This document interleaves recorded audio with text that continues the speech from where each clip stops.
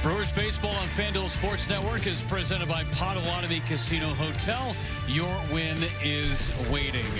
Welcome to the Windy City. Brewers and Chicago White Sox. Game one of a three-game series on the south side of Chicago at Wright Field. Brewers ended up winning the finale against the St. Louis Cardinals on Sunday. Scored 7 times. 6 different players drove in runs. 9 different times this year, Tim. The Brewers 7 or more runs this season. That is tied for second most in Major League Baseball. Hi again, everybody, and welcome to the south side of Chicago with Tim Dillard and Sophia Minnaert down in the field. Jeff Levering with you. Thanks for being with us tonight. And, Tim, the Brewers' offense has really been triggered by Rhys Hoskins. He found his swing on the last homestand, and it's carried on to this long road trip. Well, he's pivotal right there in the middle of that order, and he's getting it done. Whether he leads off or whether he has at-bats with guys on base, he's been getting it done. These last 12 games, we've seen just a very aggressive Rhys Hoskins, especially at fastballs. He's batting .340 on fastballs this year, and especially balls down in the zone. I think people are trying to sneak things by him, and he's just letting it ride. I mean, we're seeing the exit velo go up. We're just seeing a very comfortable Rhys Hoskins. And like I said, talking about with runners on base, 7 of these 16 hits have come with runners on base. And so he didn't hit a lot of balls to the opposite field as we're showing that. Only a couple of balls have gone to the opposite field for hits. Mostly been to the pull side, but man, he's feeling comfortable right now. Very fun to watch Rhys get a piece. It's our advanced stat brought to you by Potawatomi Casino Hotel, and it's really the three-headed monster of Chourio, Yelich, and Hoskins here recently. Since the month turned over to the month of April, it is Chourio, Yelich, and Hoskins that are leading the way for the Brewers offense. Well, today, in game one of this three-game series against the White Sox, it'll be Freddie Peralta getting the start. That typically means good things for the Brewers when their ace is on the hill. Sophia's got more with Freddie P. when we come back.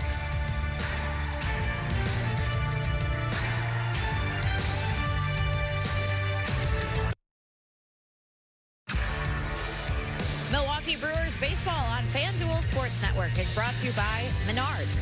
Save big money at Menards on all your home improvement needs. By Prevagen. Prevagen, made for your brain.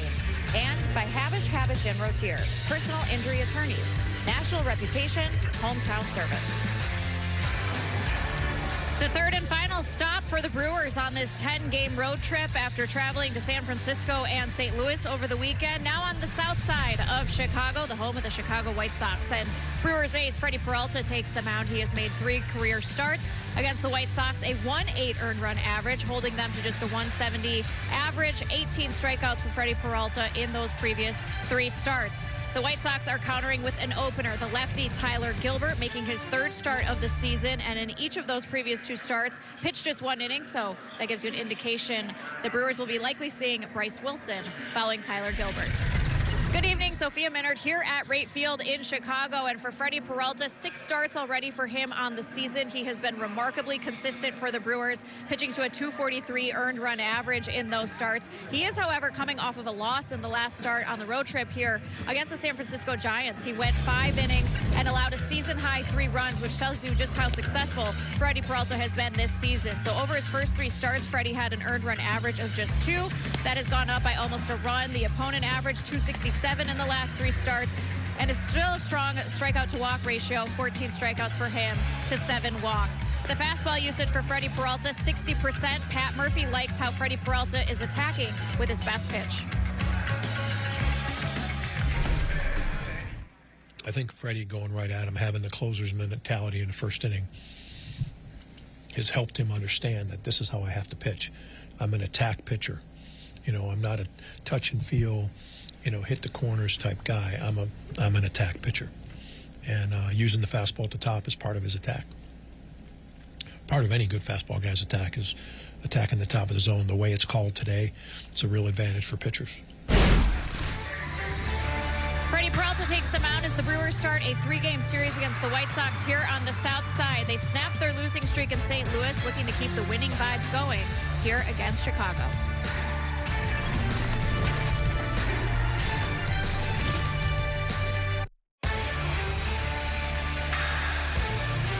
Soaring our way into Wright Field on the south side of Chicago with Tim Dillard and Sophia Minnaert. Jeff Levering with you. Final stop of this 3-city road trip. The Brewers head back home an all-Chicago week this week. Start with the White Sox and then the Cubs come into American Family Field in Milwaukee starting this weekend. Been beautiful the last couple of days in Chicago. Today, a little cooler as we take a look at the Brewers starting lineup, brought to you by Potawatomi Casino Hotel. At Churio, Collins, and Contreras, the first three in the order. Yelich, Hoskins, and Frelick in the middle. Durbin, Turang, and Ortiz. See the numbers there for Hoskins. Over his last 10 ball games, hitting nearly 400. And they're going to get Tyler Gilbert right out of the chute, left-hander. He's going to be the opener today for Will Venable and the Chicago White Sox. Yeah, opened back-to-back games last week. Just throws an inning each time. We've seen this kind of stuff before. Maybe this comes from Walker McKinnon for the White Sox. But either way, the lefty's going to be there until Bryce Wilson comes in. 5th season in the major leagues, also with Diamondbacks and the Phillies. He's only given up 1 extra base hit, so look for that to be something he's trying to minimize against this Brewers offense. Here's the defense for the White Sox behind Gilbert. You got Baldwin in left, Robert Jr. in center, Palacios out in right, and you got Vargas, Amaya, Sosa, Vaughn around the infield, and then Edgar Caro pushing the buttons for Gilbert. Home plate umpire today is Mike Molinsky. And Gabe Morales over at first, Emil Jimenez at second, and the crew chief at third is Doug Eddings. All set to go on the south side as Jackson Churio digs in. First pitch of the game, a swing and a pop-up. Right side, drifting, foul into the seat, strike one. About a minute late for our start, but no big deal.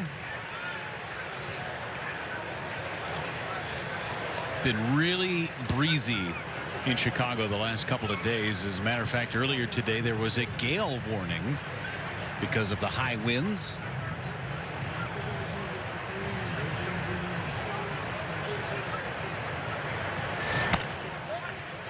Ball and a strike on Jackson Churio. Churio back in that leadoff spot. Bryce Turang's been occupying that for most of this road trip. Lefty to start on the mound, so Pat Murphy decided to slide Bryce Turang down to the 8th spot. He used that as an igniting position in the Brewers order today. 2-1 to Churio. Ground ball, third base. Easy play for Vargas. A low throw scooped up by Vaughn. 1 up and 1 down for Isaac Collins. Just in case you heard the barking over our crowd microphones, it is Bark in the Park Day at Rate Field, so we will see an abundance of puppies in the ballpark and dogs, all shapes and sizes. Had a parade before the game on the warning track. Collins pops it up foul. It might have been when we started a little bit late, just because they were trying to clean up. Why are you assuming that? A lot of dogs. Not assuming that. No, it was interesting, very fun. A lot of dogs here today. Going to be around, what, 1,300? Is that what the number was? I think so. It's a lot of pooches. I think Bark in the Park Day is one of our favorite days. Oh, yeah.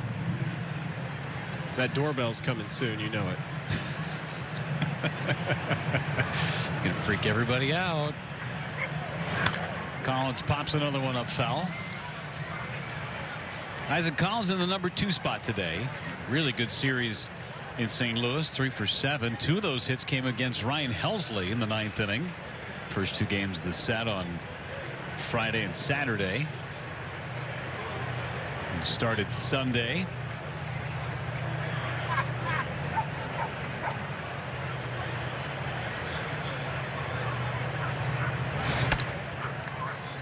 Two and 2 now on Isaac Collins. Well, that was the cutter from Gilbert. He's going to run a sinker right around 90 miles an hour. Cutter, sweeper, split. But that cutter, batter's only hitting 125 against it. Collins, a drive into left field. This has hit a ton, and Isaac Collins gives the Brewers a 1-0 lead. No doubt about it.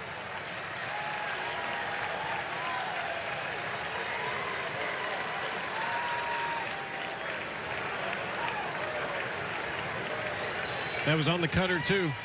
Back-to-back cutters, one up and away, and then tries to sneak it down and in on Collins. And he just ripped it out in the White Sox bullpen. First big league home run for Isaac Collins. And he left little doubt. Here's Contreras. And it's a ground ball to third. Nice pick by Vargas. And Contreras is thrown out. 2 away.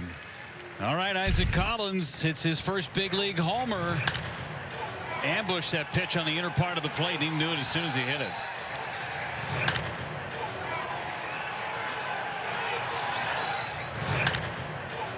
Just keep showing it over and over and over again. What a great swing. What a great sound off that bat. Sound full. Whack. Here's Yelich. And Yelich takes a strike. I mean, those are the types of swings, Tim, when you make contact, you don't feel it. Well, you really got to like it as a coach when you see that Caro was setting up a way. They were trying to go backdoor cutter, misses over the plate, and Collins just punishes it. You see a guy punishing mistakes. That means they're seeing the ball well, not missing it. And again, Gilbert's only coming into the day, only 1 extra base hit. Now 2, and that was a big one. Yelich squares and took a strike.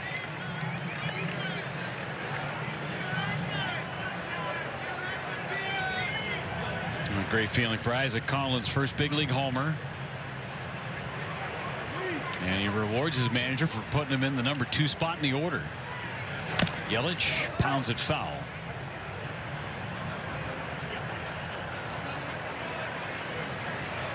Yelich having a good road trip, hitting .333, 9 out of 27.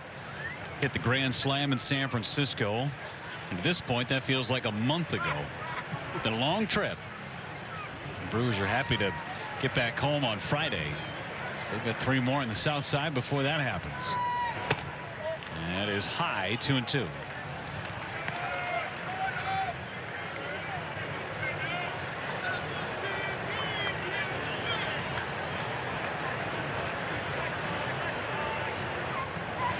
Swing and a miss at the sweeper. Strikeout for Gilbert. And Isaac Collins putting the Brewers on the board.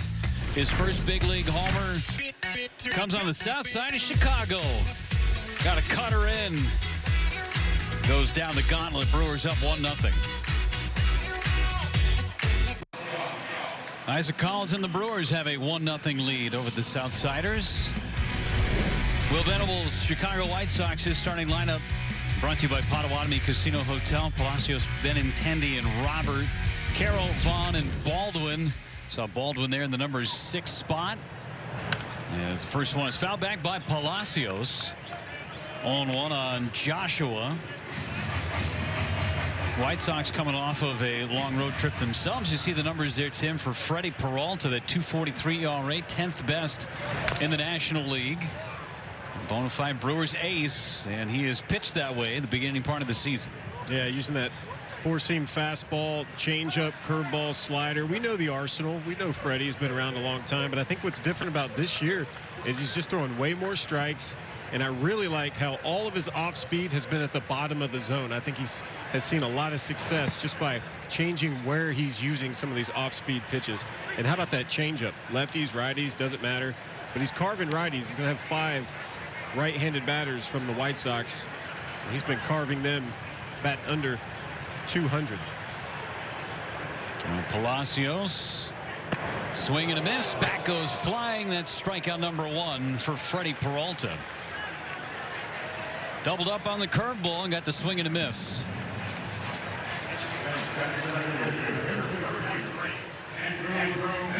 Defense behind Freddie Peralta, brought to you by Landmark Credit Union. Yeah, newest home run member for the Brewers. Collins in left, Churio back out in center, Frelick in right, Durbin, Ortiz, Turang, Hoskins rounding the diamond out, Contreras pushing the buttons for Peralta.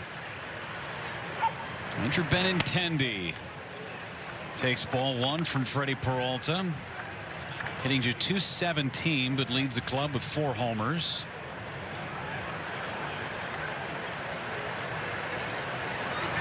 And Benintendi goes down the right field line. It is a fair ball and gone to tie the game.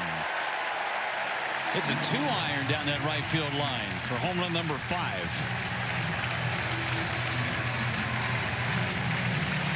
Got a fastball down the middle of the top of the zone. And if they're going over scouting reports, they're going to say, hey, you're going to get a fastball from Freddie Peralta, and you better not miss it. Benintendi didn't miss it. Ties the game. 2 homers on the last road trip, Tim, and didn't waste any time getting his first one of his homestand. Yeah, absolutely jumped on this pitch. After falling behind 1-0, you know that Freddie was just trusting his fastball. I think Benintendi just had the idea of, I'm going to hit something up in the zone. If I see a fastball, I'm going after it. Luis Robert, even to the count of the ball and a strike. The White Sox team that went 3-7 on their 10-game road trip. And Robert to deep left center field. Sends Trurio back, and it's back-to-back homers for the White Sox. Both coming on fastballs from Peralta. You can see Peralta talking to himself. He's probably like, they're jumping on my fastball. I mean, that one was, it caught some plate, but it was away. Luis Robert Jr. decides I'm gonna pull it, go towards left center field, but clearly they're looking fastballs. They're looking for him early, and if you're not throwing 95 plus, it's not going to play well. And Freddie had missed his spot. We saw Contreras set up on the inside corner. It leaked over the middle of the plate. Outer third. No, back-to-back homers.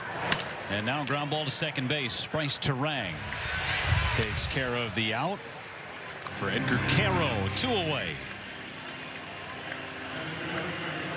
Well, Andrew Vaughn. I think with Luis Robert Jr., I mean, everyone knows he's going to chase sliders away. But one thing that Peralta has done really well is pitch inside. Pitch inside with the fastball, even the changeup at times, more so than he has in the past. That's where he's trying to go, but missed. And Peralta allowed 2 homers on opening day against the Yankees. He had allowed just 1 home run in his last 5 starts. 2 first-inning homers tonight against the White Sox. And Vaughn swings and misses at the slider. It's a quick 0-2. That was the first fastball, by the way, to Robert that he had seen. It was curveball to start the sequence. 0-2 to Vaughn.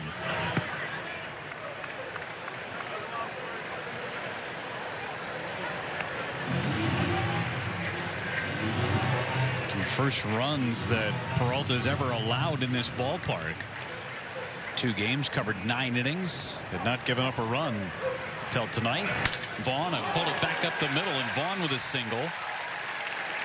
On base now in 12 of the last 14 games. First single of the game for either team. With all homers, first single, Freddie again on a fastball. I mean, this one's 95. Fastest one below the zone. Vaughn just stays on it. We saw him do an early batting practice. They had the pitching machine cranked up. They were doing different locations. They were taking their time to switch it around. I guess they were trying to think, okay, where does he usually pitch? Let's work at the top of the zone. Let's work at the bottom of the zone. Either way, Vaughn on first with 2 outs. There's Freddie Peralta and his fastball percentage. It's his highest fastball percentage since the 2020 season. We talk a lot about his off-speed stuff, but he is still throwing a ton of fastballs, and he pumps in one there to Baldwin. 8 fastballs so far for Peralta. Half of his pitches, 5 swings. He's yet to get a swing and a miss. And it's a low with a changeup. Ball and a strike on Baldwin. I mean, you can just tell every batter for the White Sox has been basically laying off of the off-speed stuff and just hunting a heater.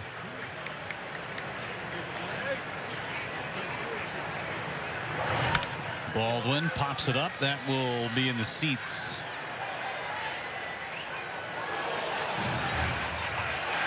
One and 2 on Baldwin. He's got hits in 11 of his last 14 games.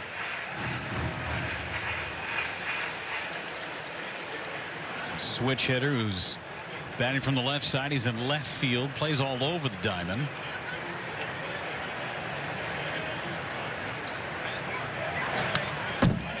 Good changeup, foul right back. Good play by the home plate umpire. Playing it off the backstop. Yeah, Baldwin, one of the younger players, but leads the team in RBIs at the moment. Mike Malinsky, the home plate umpire, is a fun guy to watch behind the plate. He's very animated.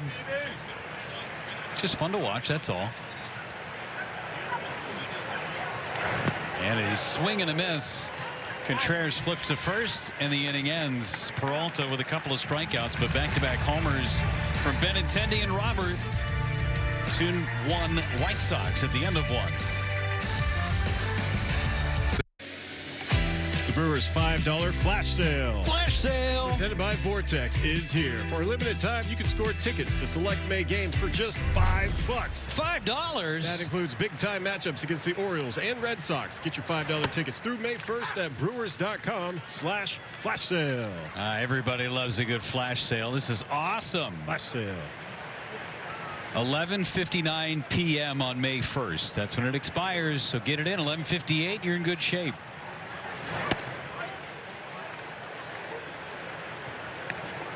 $5 tickets? You'd be silly not to take advantage of it. Right? Yeah, some great series coming up at home, too. We got the Red Sox coming in, the Astros coming in. Don't be silly. Get your tickets now.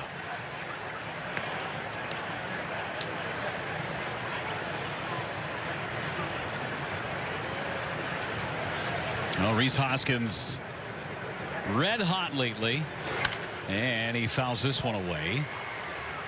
Evens up the count, 2 balls and 2 strikes. Mentioned it in the open, Tim, how he found his swing on that last homestand. 3 homers on that homestand, but continues to swing the bat great on this road trip. Couple of doubles, bunch of singles. Driving in runs. Brewers have needed him. Now he's in the 5 spot tonight. And that is slightly high. 3 balls, 2 strikes. Well, one thing he's been doing a really good job of is squaring up the fastball, batting over 300 on the fastball. And it's not like it's beating him. It's not like he's having to shoot it to right field. He's getting around and pulling these suckers down the line very consistently. Fouls this back just to our right. Stays 3-2 on Rhys Hoskins. I mean, he just sees pitch after pitch after pitch. In this stretch, though, Tim, he's been a lot more aggressive in the beginning of counts. Yeah, I mean, a guy that saw more pitches than anyone, or second most pitches last year in all of baseball. He was doing that early this year, and it's almost when he stopped seeing that many pitches and started attacking early is that we saw the average go up. Now he walks here because, you know what, he's a leadoffsman. You wouldn't know it, but he's good in the leadoff spot. 7 for 25 now, 3 walks when he leads off an inning. Let's see if it'll lead to a couple of runs here. There's Will Venable, the new manager of the Chicago White Sox, at just 42 years old. And Frelick rips one foul. Nice play by the ball dude down the right field line. I know that backup ball guy wanted no part of it. There's Will Venable, first season, longtime bench coach. Originally drafted by the Padres, played with Texas, played with the Dodgers, was Bruce Bochy's bench coach in Texas the last couple of years. He's been an up-and-coming coaching star in the industry. Last played in the big leagues in 2016, but he takes over a team that won just 41 games a year ago. And a toss to first has Hoskins back. Tough challenge. Roster has not been constructed with superstars. They have some guys that are on the rise within the system. Still a big challenge for Will Venable and his staff. Wave and a miss. Frelick lost his helmet. Another strikeout for Gilbert.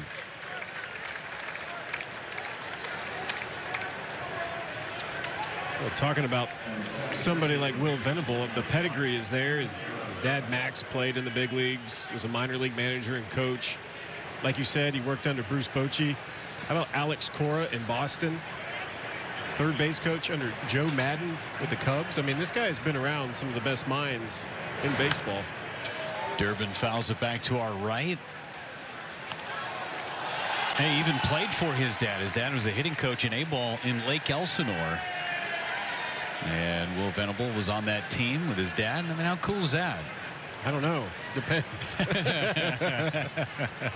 Why don't you run that ball out, son? Yeah. No, that's kind of the dream, right? You grow up in baseball. You know, if you have siblings, you want to be on their team. If your dad's a coach, you want your dad to coach you.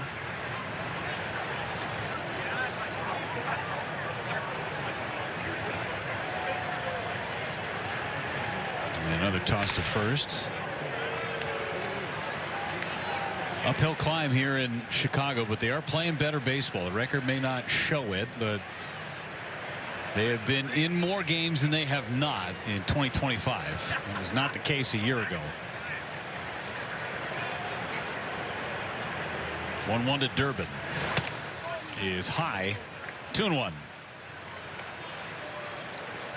Well, I feel like there's optimism here for the first time in a few years. You got new manager, you got some new players coming in, could be some guys being traded away, you got a couple of prospects on their way. Popped up behind home plate. Caro giving it a look, and he'll make the catch. Had just enough room. That's the second out of the inning. That's a well above average catch. Caro throwing the mask off, has to, I mean, that's a healthy jog, running straight back while eyes in the air trying to focus. Durbin underneath this one. See the mask off, running straight back, checks to see where he is. It's a pretty good play. Great shot from our RoboCam that's right behind home plate on the net.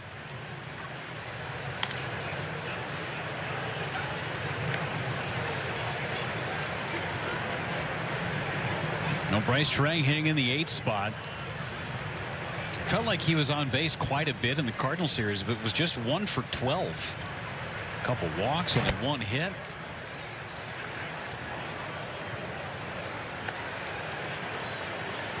Nine for 29 overall on this road trip. 8 hits in the Giants series.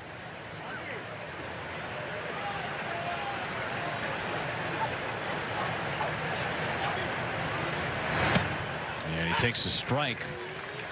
Generous call in the inside corner. One thing I like to look at is when these guys get the hits, where's the bulk of these hits coming from? And of the 9 hits on this road trip, 6 of those have gone to the left side of the field. And committed too much. 1-2. And he's done so well too by just kind of letting the barrel drag through the zone a little bit on stuff away, just knowing that eventually in the bat path he's going to run into it. Laid off that sweeper. 2 balls, 2 strikes. And that's tougher with lefties, left on left, because when you throw it, eventually you run out of bat. If the guy throws a good breaking ball, that's what you've seen from some of these sweepers that he's already seen in this at bat. Well, Gilbert's at 34 pitches. Being used as the opener today. Second disengagement as Gilbert will dig back in. Bryce Wilson's ready in the bullpen for the White Sox.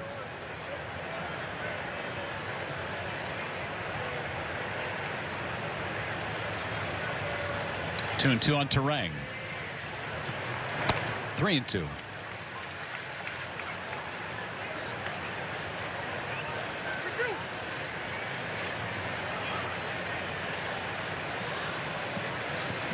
And Gilbert in his 3rd start. The White Sox have been using this opener role a number of times. 3-2, runner goes, and a swing and a miss. Fastball got it by him, and the inning ends. Another strikeout for Gilbert, his 3rd. Brewers had the leadoff man on, strand him at first.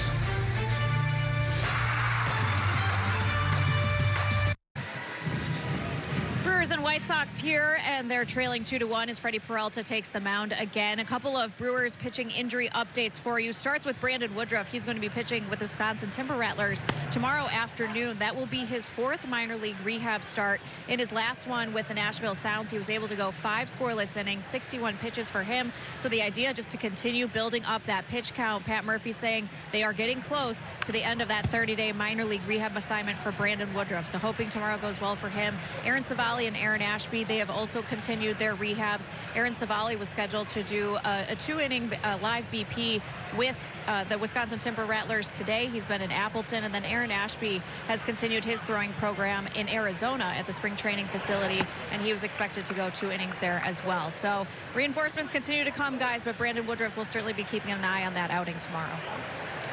Great report. Thank you, Sophia. And for Pat Murphy and the rest of the pitching staff, I mean, getting those reinforcements only going to help this club. Ground ball to third. Durbin on the second. Hot, long throw across and able to get Lenine Sosa for out number 1. Curious to see what the velocity is like. 5 scoreless innings for Brandon Woodruff his last time in AAA Nashville. Starting in Wisconsin.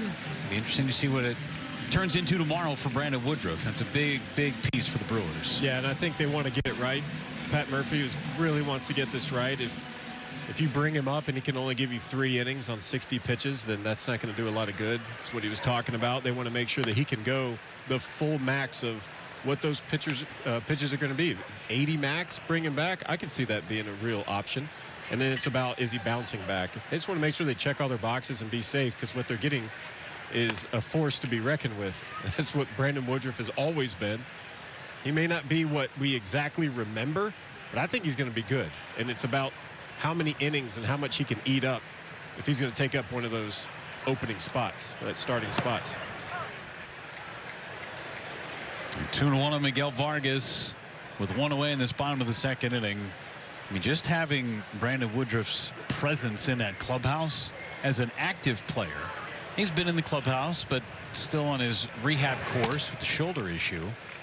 But it's different, Tim, and you can speak to this too, with it, whether you're an active player or if you're on the injured list. You're not treated differently, but it's a different look when you're actually pitching and contributing to the team. Yeah, same as a broadcaster. Same thing. Not contributing, but around every once in a while. Hoskin's going to make the catch for out number 2. It's a big deal when you're helping out the club, and especially with the presence that he holds. And a guy that's been around this organization for as long as he's been around this organization. And you think about some of the young guys, that they look at him as one of the older guys, and that's not a slight on him. It's, hey, you have all this wealth of knowledge and experience. I want to see you when you succeed and at times when you fail, and see how you conduct yourself. That's how young guys learn. They learn from the older guys that have been there and done that by observing. A lot of times you can pick their brain. It's about the best thing you can do is ask someone, hey, what can I work on? Oh, Maya did not go on the check swing. It's a ball and a strike. I mean, Freddie Peralta has become that veteran in the clubhouse where people are going to him. The first person you see when you walk into the clubhouse, his locker is right there. He's now the veteran on this staff. The guy who's been here since 2018. Second longest tenured Brewer behind Brandon Woodruff. I mean, you want those kind of mainstays. I mean, look on the flip side of the White Sox. Like, when every 2 or 3 years, I mean, who's their guy? You know, who do you point to and go, oh, that guy's a White Sox? Don't really have those guys. So I really enjoy having guys that have been meaningful, but not just meaningful, but meaningful over a long period of time. 2-2 to Amaya, and he fouled it in and out of the glove of Contreras. Of course, Christian Yelich part of that group too, that was a Brewer for the first time in 2018. And having 2 stable guys in that starting rotation, Woodruff and Peralta, it's going to go a long way. He is on the mend. 2-2 on Amaya. And he laid off the curveball. It was a good pitch from Freddie. Well, if you go back to the first batter, Lenine Sosa, no fastballs. It was curveball, slider, curveball, changeup. I think the first inning, they were sitting on some fastballs. He's trying to get him off of it. Check swing, a foul into the glove of Contreras, and that will end the inning. 3 up and 3 down go the White Sox. Brewers still trail by a run as we go to the third.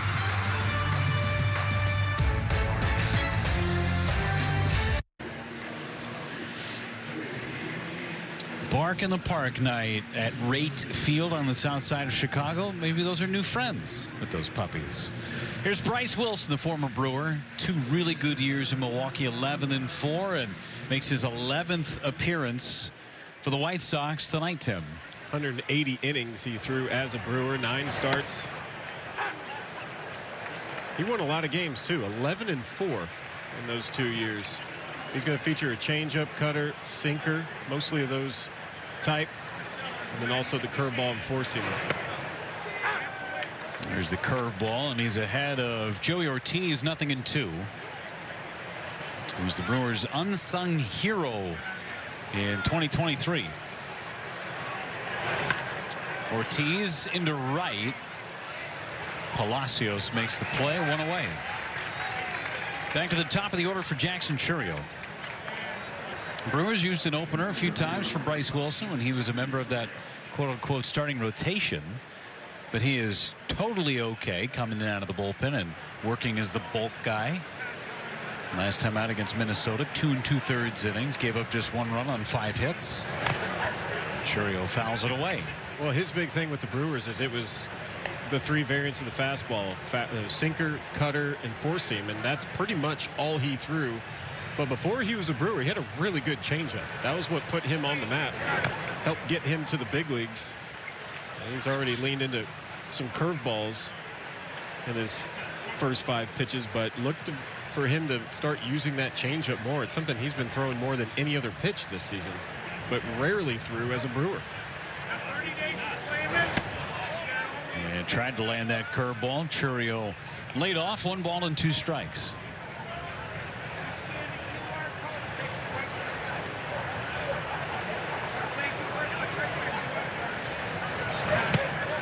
That's wide. 2 balls, 2 strikes on Chourio. Bounced to third base his first time up.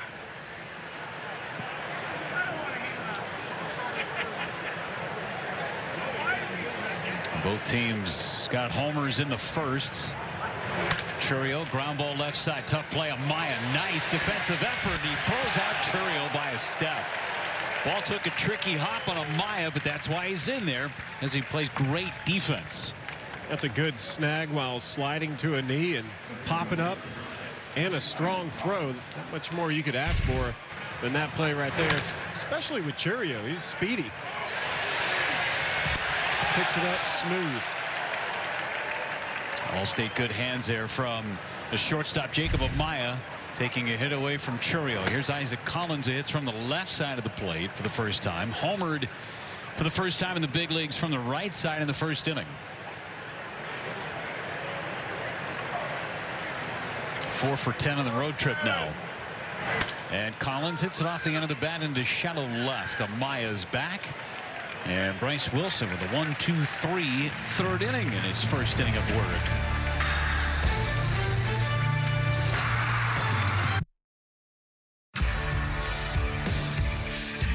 Milwaukee Brewers baseball on FanDuel Sports Network is brought to you by Potawatomi Casino Hotel. Your win is waiting. And by Old National Bank. Get old. Pooches are having a nice time at the ballpark. White Sox leading by a run. Back-to-back homers in the bottom of the first inning. And the first one to Palacios misses outside. In between the innings, we had a delivery that came our way. I'm not sure how we're going to execute this, but we're going to try. Look at these milkshakes. Look at how are we going to do this, Tim? Did you try it yet, by the way? Yeah, you got to do more talking than me. Oh, okay. Well, I do that generally, but Marshmallows touched. this is a s'mores milkshake. I see the toasted marshmallows. You got graham cracker, drizzle, the chocolate bar. Tim's already had about 15 sips. This looks pretty darn good. I'm not going to lie to you. I know we ate some gelato back on the last homestand, delivered and purchased by our president of business operations, Rick Schlesinger. This one was on our own dime. You said it was good. You tried it. Yeah, I already tried it. I can see it's halfway gone. Halfway done. Ground ball to second. Bryce Terang handles it. For out number 1, I got to try this.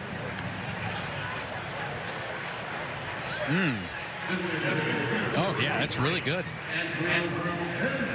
That'll bring up designated hitter Andrew Benintendi. Way to go, Tim. Thanks.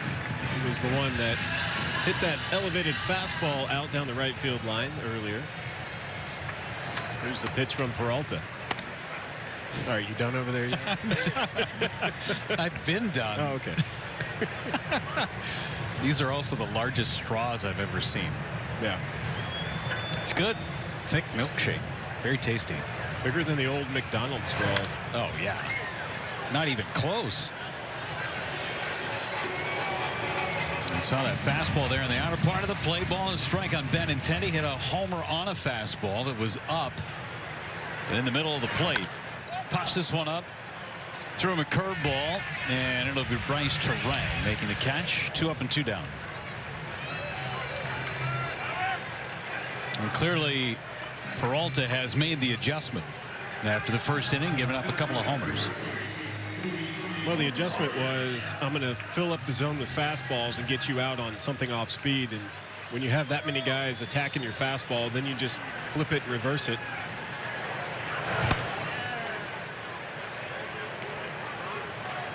And fastball register just 91 on Luis Robert. He homered after seeing 2 straight curveballs. Homered on the first fastball he saw. Trying to go away. And missed away. 2-0. Well, he's a guy that's tough to pitch to, all that raw power, but also strikes out a ton.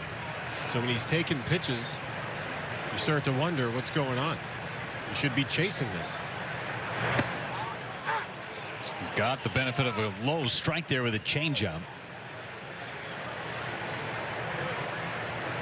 Robert came in hitting just 152, 6 for 33 on the last road trip. And it's 3-1 on him.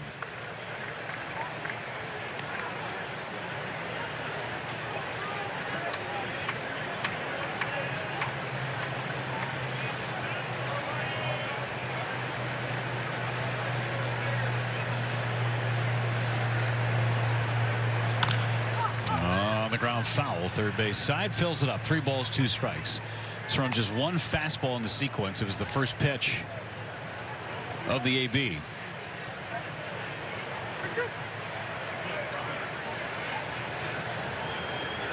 Pitch number 50 on the way from Peralta.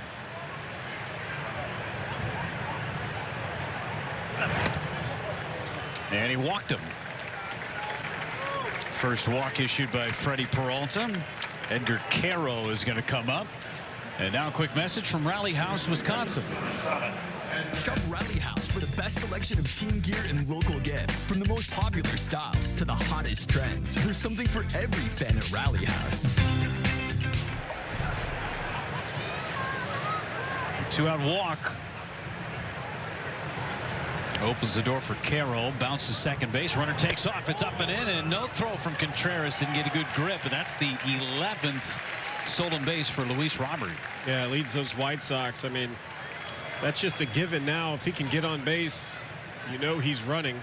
He's been caught 4 times, but not right here. It may have been close if Contreras is able to get a good grip. Not a bad pitch to throw on. And Caro takes a strike. It's 1-1.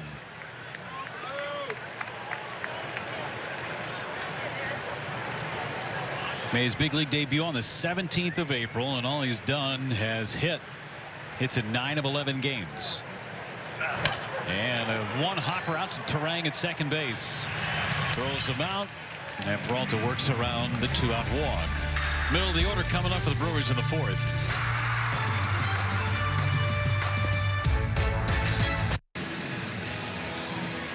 Game reset brought to you by Spectrum. Isaac Collins with his first career home run in the top of the first inning. White Sox with back-to-back homers in the bottom of the first inning. Benintendi and then Robert. And Bryce Wilson waiting for his catcher to put all of his gear on, and now finally emerging from the White Sox dugout. He'll get one more pitch and then be off and running.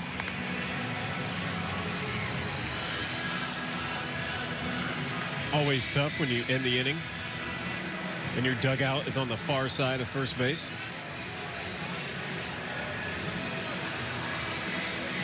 William Contreras leads it off. Yelich, then Hoskins. Brewers have just the one hit. Wilson, the second pitcher used by Chicago. Hit some balls hard, but right at the White Sox.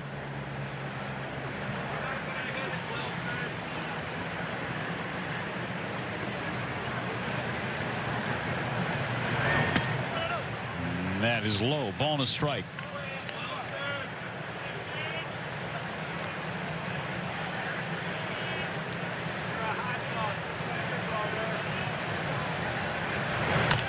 On the ground at third. Vargas has been busy. Takes care of another Brewer and a ground ball.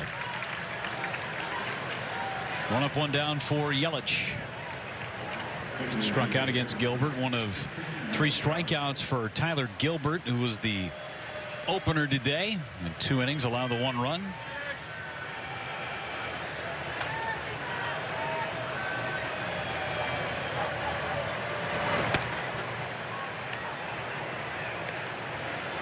Brewers have dominated this series in recent years against the White Sox. They've won 10 of the last 11, swept them last year. That was up in Milwaukee, but those were some close games. They swept Chicago on the south side a couple years ago. Yelich lines it foul. Yeah, Brewers winning 10 out of 11. 62 runs scored by the Brewers, just 30 by the White Sox. And again, the Brewers have been scoring runs this year.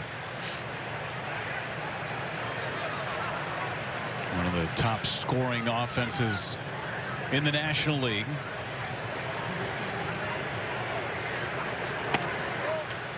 It's 3-1 on Yelich.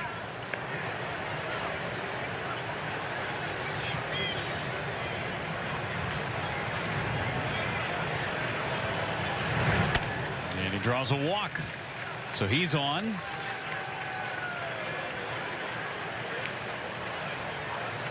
And Rhys Hoskins, he drew a walk back in the second inning. He is on our Wisconsin Lottery Powerball home run leaderboard. Jackson Chourio leads the way with 6. Hoskins, Turang, and Contreras all with 3 homers. Faces Bryce Wilson. And takes high, ball 1. Well, one thing that Bryce Wilson knows about the Brewers is they're going to run. And he's been on the right side of the Brewers last couple years to see all the havoc that they've have caused on the base paths. Now he's trying to control it himself. Now he has Yelich on first. And Hoskins takes a strike with a cutter. Wilson not particularly quick to the plate. And Caro, an average throwing arm behind the dish.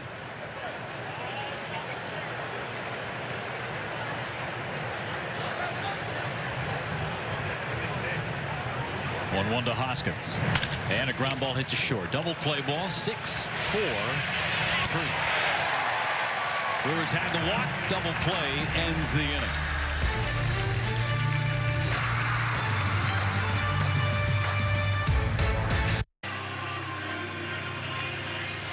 Time to suit up this season at MLBshop.com. Check out the largest selection of authentic jerseys, caps, hoodies, t-shirts, and more. Visit MLBshop.com, the official source for your Brewers gear. Everything you need, MLBshop.com. Cruise over to the ballpark, too. Brewers will be back home this weekend, taking on the Cubs.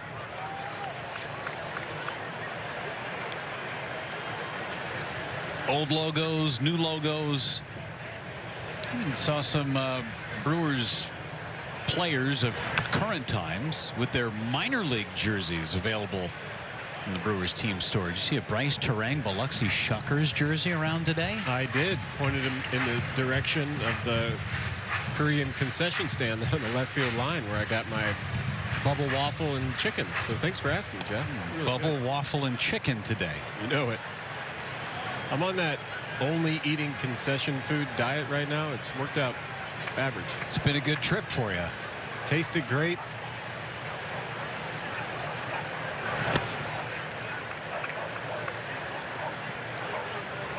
And now we got milkshakes up here. I need to mix in a jog. A lot of Brewers fans here tonight. Great weather for a light jacket tonight. Swing and a miss. There's that righty-righty changeup and another K for Freddie Peralta. That's his fourth.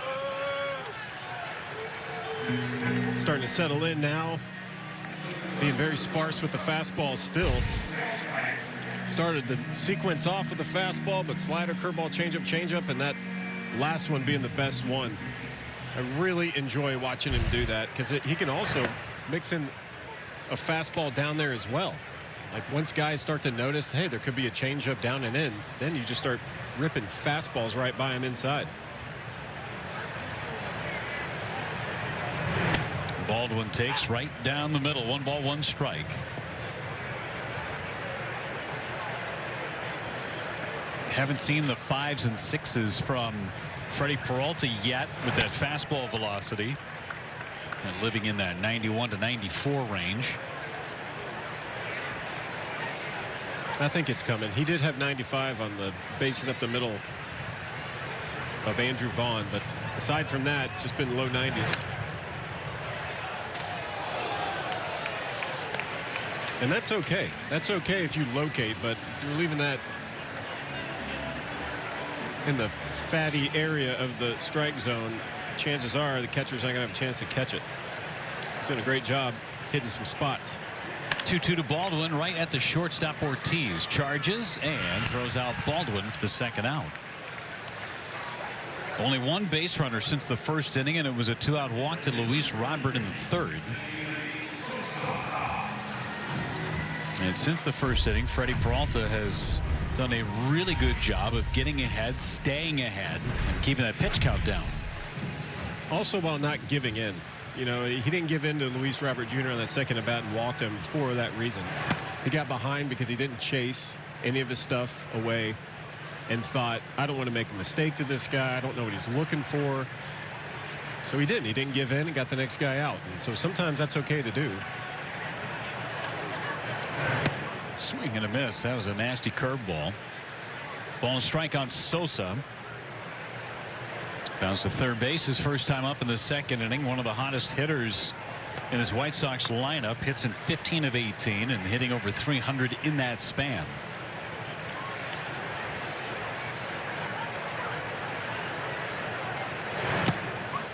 Two and one. Yeah, and also 7 multi-hit games for him. Just being able to go out there and consistently put up numbers. You're expecting to draw other people in there as well. Popped up right side, long run, Frelick, and it'll twist into the seats.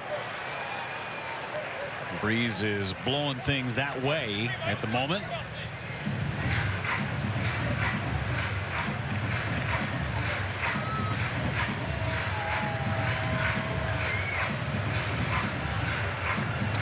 Today would have been a really good day to hit at Wrigley. The water was calm. It means the wind was blowing out at Wrigley on the north side. 2-2 to Sosa. And a fly ball to right sends Frelick back. And Frelick is there and makes the catch right up against the wall. Inning ends. And the White Sox go 3 up and 3 down.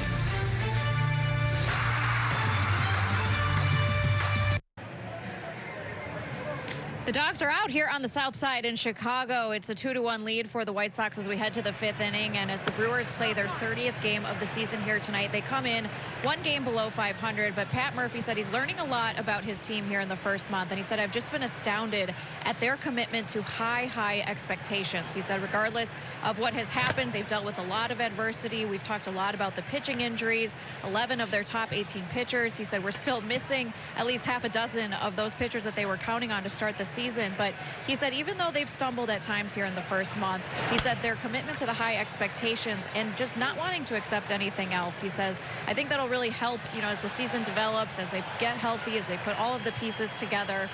He said, now no one's making any excuses for how the first month of the season has gone, but injuries have been a part of it. But overall, just really likes their commitment to playing better and trying to get things together here. Thanks so much, Sophia. It's one of those benchmarks, right? An even number. They play 162 games. All right, where are you at 30 games? Where are you at 60 games? Frelick swings and misses at the cutter, and he strikes out to open up this 5th inning. First strikeout for Bryce Wilson. Well, this is an organization that demands a lot of its players. This has been a time in Brewers franchise history where they have won more than in any other time. And they expect to win. And when it doesn't happen as consistently, people start to ask questions, but nobody's asking questions in that clubhouse. They're just saying, how can we get better? I think it's about getting better. If you're making the same mistakes in August that you are here in April, then there's been no growth. Durbin out to center for Robert for out number 2. And we have seen some mistakes because there's so many guys that are young. This is one of the younger offenses in baseball, which means that's a younger defense as well. So finding out and trying to fine-tune the small details is what you do early in the season, and you can tell they haven't hit their stride. And one thing Pat Murphy said, we've been blown out 4 times this month, and we've had 2 4-game losing streaks, and they're still right there. Early in the season, still a lot of baseball left, and so yeah, you iron out all those issues and you move forward. From where this team started, the first 4 games of the season, first 3 in New York, and the first game at home against Kansas City, this club is a totally different team after the first 4. And they'll get better. They will. And the Brewers' arms will be coming back.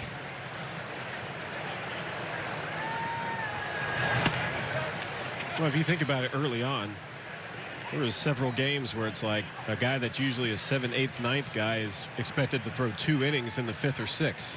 So guys were in the bullpen trying to find out their role. They're trying to put the starting rotation together after all the injuries. And all the while trying to figure out, okay, who's going to play where and who's going to play every day. And they're mixing and matching and trying to figure out what works. And maybe they're hitting a stride right here where they think, you know what, we have a chance to play our best baseball now. See Quinn Priester in the middle and Tobias Myers on the right, chatting with Eric Haas. 3-2 to Bryce Terang, and he takes inside and draws a 2-out walk. So he and his speed are aboard. And Joey Ortiz will try and move him around. He's the first man that Wilson faced in the 3rd inning and flied to right.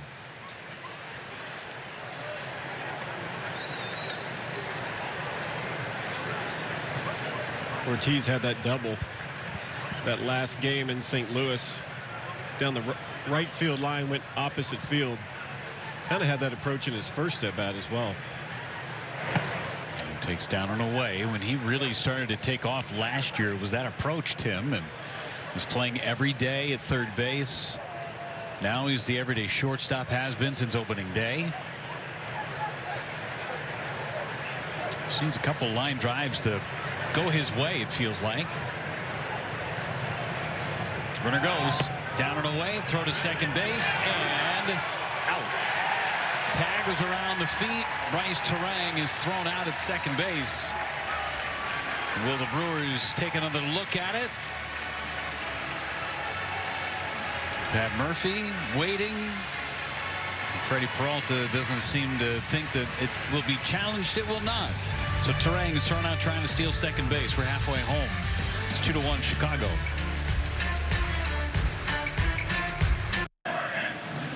Oh, it is a dog's world, and we are just living in it. That dog right there in the middle of your screen, the Bernese Mountain Dog. I think that's my dog's cousin. Yeah, he just wants to play and love, and oh, what a great dog. Great dog. Who's a good boy? Who's a good boy? Oh, that's a good boy. Is he going to get some nachos? Is your dog watching right now? I don't think so. Oh. He should be watching. Roy would probably start barking. Oh, look at that. He is eyeing that nacho. Oh, my gosh. Yeah, no. Put it closer to the dog, dude. Do it. Easily. That is a huge tease. That's not nice. Give him the nachos, man. Nacho cheese all over his finger. Give him the nachos. Just let the dog clean it. Believe me.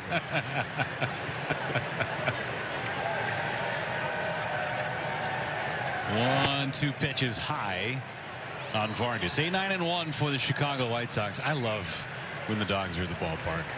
I don't know if I love it as much as our director Lindsay Plozet does, but I love when the dogs are at the ballpark. It's fun. 3 balls and 2 strikes now on Vargas. A rare chance where Peralta was ahead of a White Sox batter and hasn't finished him off early.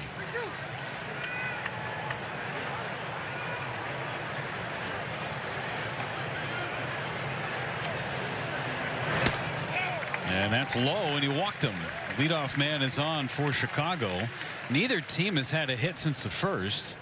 And before Amaya hits, a quick message from Potawatomi Casino Hotel.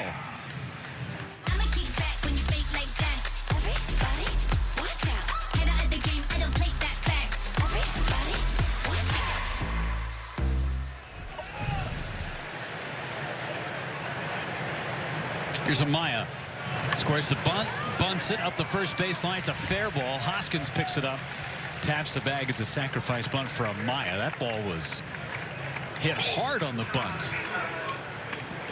Give a lot of that to Freddie Peralta throwing a high fastball. Well, when you're the 9-hole hitter and you're asked to bunt, or maybe you're not, you're still just trying to get the runner over, do your job. Let the top of that order try to bring in your guy. Here's Palacios. 0 for 2 strikeout, ground out, and he's in an 0-1 hole.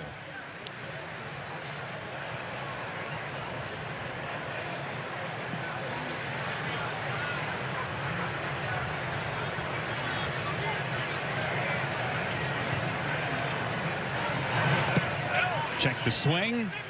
Didn't go, says the third base umpire Doug Eddings.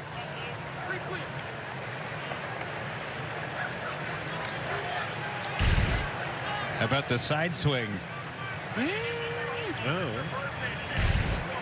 Could have held up. Huh? Hard to tell.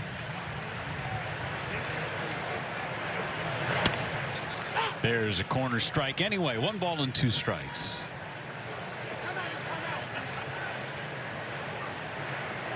And Peralta 78 pitches on his ledger. Bottom of the 5th inning.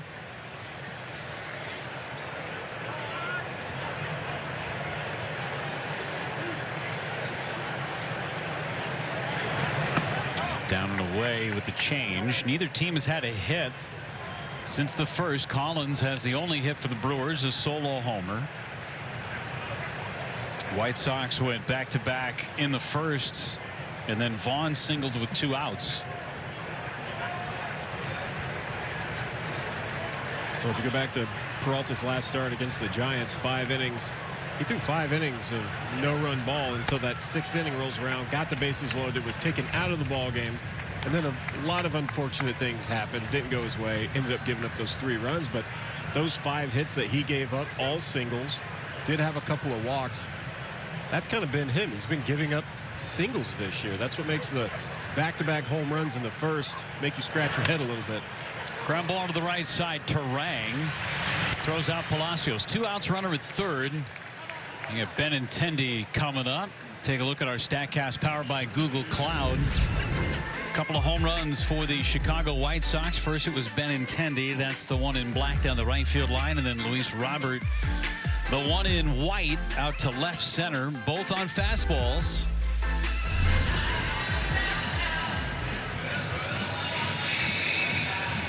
Just the 4th and 5th home runs allowed this season by Freddie Peralta. He'd allowed just 1 in his last 5 starts combined. Benintendi takes ball 1. Homer and a pop-up today for the number 2 hitter in the lineup.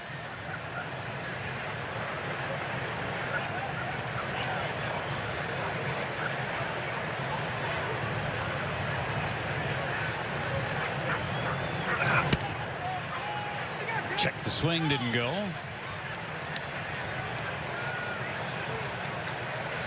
Starting to cool off on the banks of Lake Michigan. It was in the 80s the last 2 days. Even this morning woke up 75 degrees.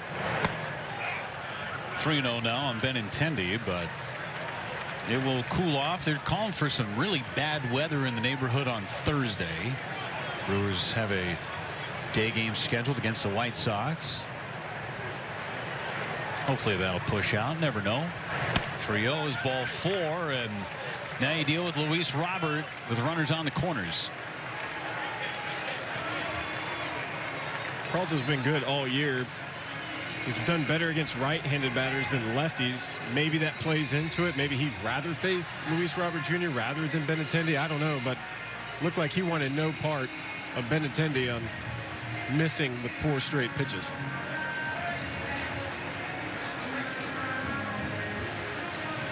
Mike Malinsky on his way out to break up this conversation between Contreras and Peralta.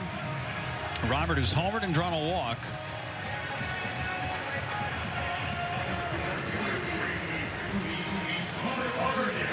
Hit just his 4th home run of the season back in the opening inning. First time all night that a team has had multiple runners on in the same inning. Looking for that 3rd and final out. 85 pitches and climbing for Peralta.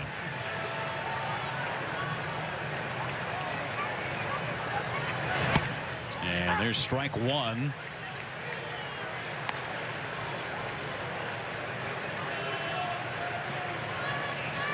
White Sox have split their last 4 ball games. Before that, they had lost 17 of their previous 20. Robert takes low. Had a 3-7 road trip that went from Boston to Minnesota to Sacramento and then back home.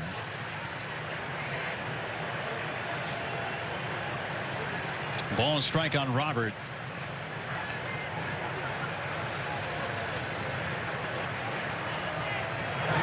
And he got under it. Left center, Chourio. And he lost it and now finds it again to make the catch. Well, that was a very eerie feeling for Jackson Chourio as the wind picked it up. It got out of the lights and Jackson Chourio found it at the right moment.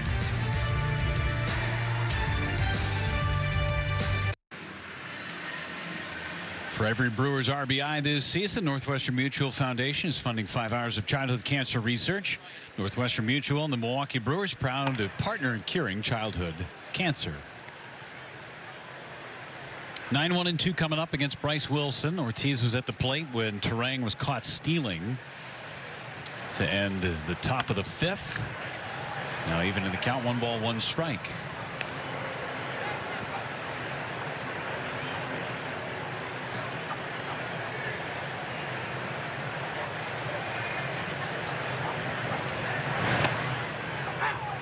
Strike.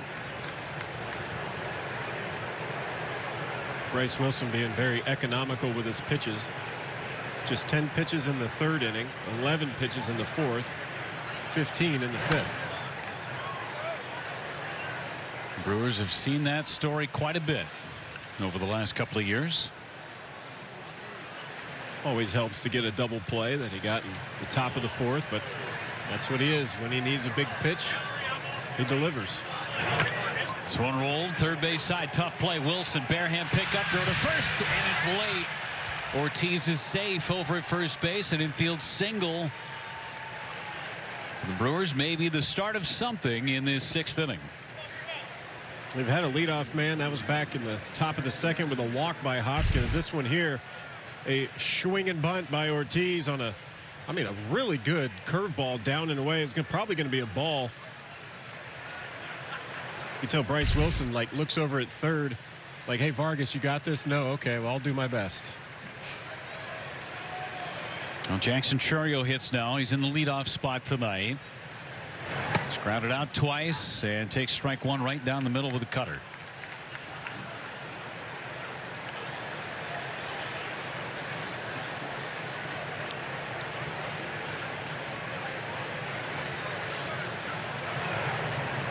Toss to first, and Ortiz is back.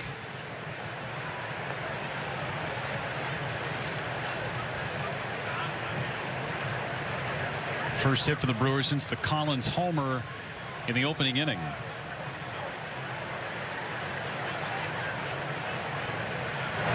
Look out. 1 ball, 1 strike. You know, he's probably going to be very careful with Chourio, a guy that's got 18 extra base hits on the season, tied 2nd in all of baseball. He can do some damage. Deep and straight away in the outfield. And that one pounded foul off his front foot. Holding the pose. Ouch. Doesn't want to put pressure on it.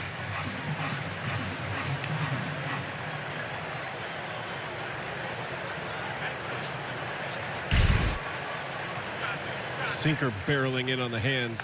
Oh. Right off the top of his foot, and then he was flamingo-esque. Holding that leg up.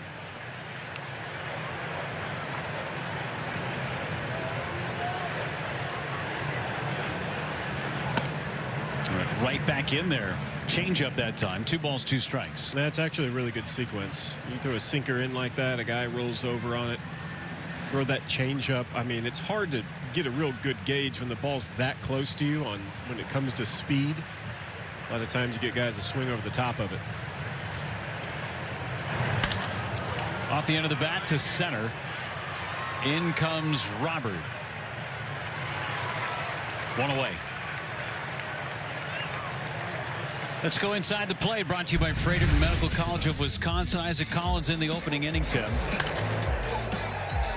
He just gets a cutter inside. Wasn't supposed to be in there. And drives it out the left field. First homer off Tyler Gilbert, the opener for the Chicago White Sox. 1 out of 2 for Isaac Collins. Second at bat from the left side of the plate. And a toss to first as Ortiz back with a dive.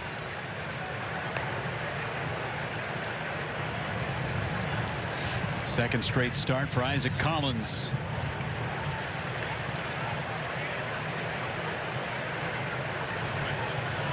Big lead for Ortiz out to the cutout. There he goes. Throw to second base, and the tag. It's dropped. It's a steal for Ortiz. If Amaya hangs onto it, Ortiz is out. Stolen base for Joey Ortiz. Number 3 for him.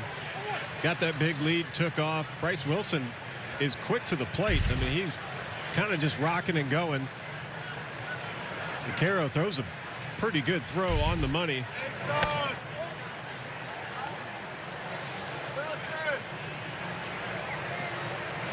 Bullpen is moving for the White Sox. Brandon Eisert. RBI chance for Collins. Hugs tight. 2 balls and a strike. Yeah, the bullpen day continuing for the White Sox with Contreras on deck and Yelich looming in the hole. And I think they're thinking lefty for Yelich. That's low. Good take on the changeup. 3-1.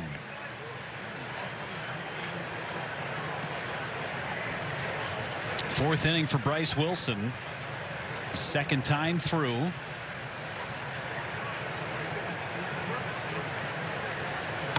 And that's wide for ball 4. So 2 on. It's the third walk issued by Wilson. He's allowed just 1 hit. And the Brewers have a man in scoring position for the first time against Wilson. And William Contreras gets an opportunity. He's bounced to third base twice. What a great at bat by Collins, too, to see changeups and cutters barely missing the zone, a couple up, 1 down, 1 away. Good at bat. And Contreras takes one right down the middle with a curveball. 3 for 14 in the last 2 series. He's now 6 for 26 and a 7-game hitting streak for William. And a foul. Had a good one to hit down and in. Missed it. 0-2.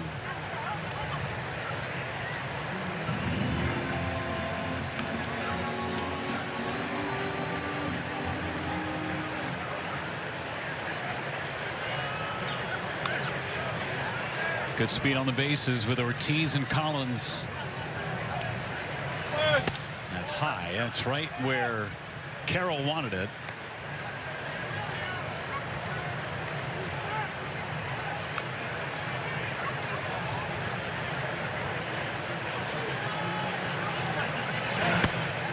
Good take. 2-2. Yeah, they're taking some really good takes on the changeup. I wonder if they spot something, or maybe, I don't know. Seems like early on his changeup was effective for a couple of batters, but now, I mean, he must be telegraphing it. That's low. 3 balls and 2 strikes. As you mentioned, Tim, maybe the last batter for Bryce Wilson with Yelich on deck. Wheels are turning for Will Venable. 3-2 pitch. Hit foul, and that one took a bite out of Carroll.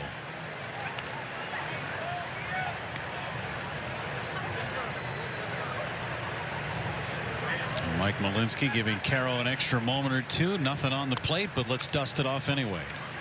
Good professional courtesy.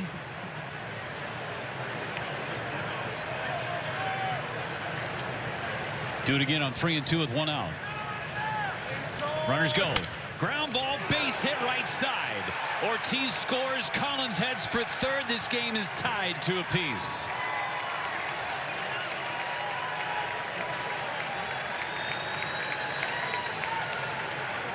Incredible piece of hitting here from Contreras. Already a great at bat. It goes from 0-2 to 3-2. He fouls off that changeup down and away.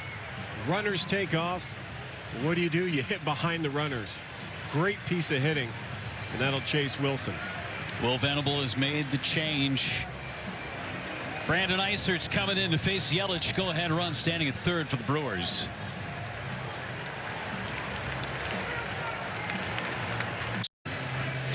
Two-2 ball game in the 6th inning. William Contreras extended his hitting streak to 8 games with his base hit. As we take a look at our T-Mobile coverage cam, cutter off the plate away. Tim right with it. Speaking of coverage, this is plate coverage and beyond. The ball about 3 inches off with that cutter. Hits behind the runners. Almost hit a runner, but gets the run in. Collins going all the way to third, first and third. That forces the hand of Will Venable. Here's Brandon Eisert. 10 games this season, made his first opening day. And he gets Yelich right out of the gate and delivers strike 1. The infield is up. See the numbers there. 15-1 strikeout to walk ratio. Tough on lefties. That's why he's in there. And Yelich takes in 1 ball 1 strike. It's going to be slider, changeup, 4-seam, sinker. A lot of sliders to the lefty. Strikeout and a walk tonight for Yelich. Contreras goes. It's up and in. Throw down to second base is late. Contreras swipes the bag.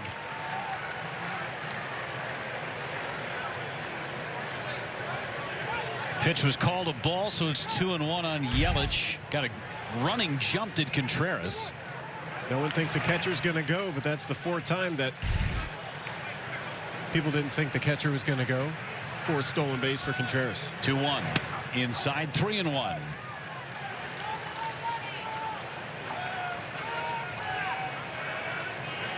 Second stolen base of the inning. This is a prototypical Brewers inning with their offense. Wave and a miss. Snap throw to third. Collins is back. Just in time. Doug Eddings on the call. We'll see if the White Sox want to take another look. Will Venable putting his hand up. And they will not challenge. There's a slider, gets Yelich swinging. And this is one of those things that you practice, whether they have it on PitchCom or just have a signal that they give. But the scatter report on Caro is just how accurate his throws are. And we've already seen that. Close play there at third. 3-2 on Yelich. And he struck him out. Slider on the outside corner. Yelich caught looking. Back-to-back sliders down in the count. 3-1, and Isert gets Christian. Well, that's what lefties are going to see from Isert. It's that sinker in and sliders away, and you kind of have to make a decision. Last time he swung, the ball was a foot off the plate, so he tries not to. Think he was going to break more out of the zone, but hangs on. Got a base open. Hoskins is at the plate. Caro and the third baseman Vargas coming in to talk with Isert. Sal Frelick is on deck for the Brewers. And if you're Will Venable, do you put the batter Hoskins on base to load him up for Frelick, or do you let Isert try and get Hoskins? I mean, you're risking a lot by pitching to Frelick. I mean, Frelick does have 2 strikeouts in this game, one off a lefty, one off Bryce Wilson, the righty. Hoskins takes outside, ball 1. They probably will try to get him to go out of the zone and try to get himself out, but you make a mistake to Rhys Hoskins, you're going to pay. Back-to-back changeups away, and they're going to put him on. You see if he was going to chase the first couple that were out of the zone. He did not. He was patient, and it will be up to Sal Frelick. Would have been interesting if Pat Murphy would have gone to the bench, maybe a Daz Cameron AB, but it's the 6th. And he's going to let Frelick hit for himself against the lefty Isert. We've seen Frelick have success against lefties.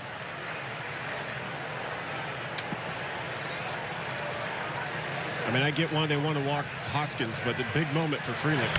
And he fouls the first pitch away. Especially for a guy that makes a lot of contact. Like, yeah, he struck out twice today, but that's not been his game. His contact percentage has been through the roof all season long. Hitting .342 against left-handed pitching this year, Sal Frelick. Took that one. 1 ball, 1 strike.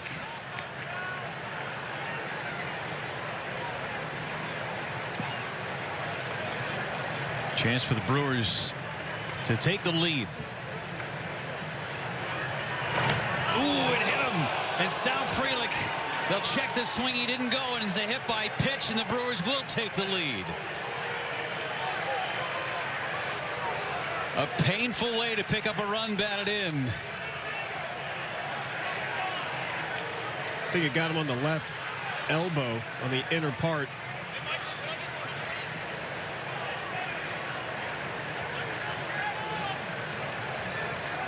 That is a painful RBI. Almost the bicep right there. Oh. The White Sox immediately asked for an appeal on the swing. You can see right there, he did not go. And that hit him flush. I mean, you see where that baseball ended up. That dug in there, too. 90 miles an hour out of the hand of Isert. Not a glancing shot on Sal Frelick to pick up his 9th RBI of the year.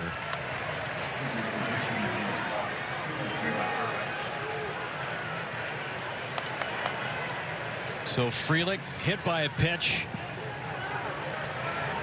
And now it's Durbin.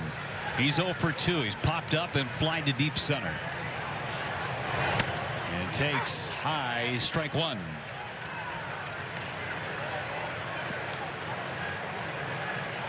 And bullpen's moving again. And that one's low. Ball and strike on Durbin.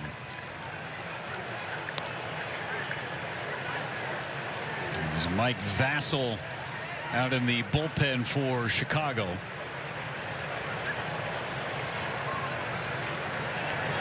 Durbin, ground ball, base hit left side. Contreras scores. Here comes Hoskins. Play at the plate. Cut off. 2-run single, Caleb Durbin. It's a 4-run 6 for Milwaukee. That's a bold move by third base coach Jason Lane, sending Rhys Hoskins on Brooks Baldwin. And it pays off. Durbin gets in that 1-1 count, able to get it on the ground hard enough to make it all the way to left field. You know Contreras is going to score quickly, and here comes Rhys, never letting up, testing that arm, and able to make it. And Bryce Terang, the batter, he's the 9th man to hit in the inning. 3 of the 4 runs that have scored in the inning charged to Bryce Wilson. That last one charged to Isert. Swing and a miss by Terang. It's a quick 0-2.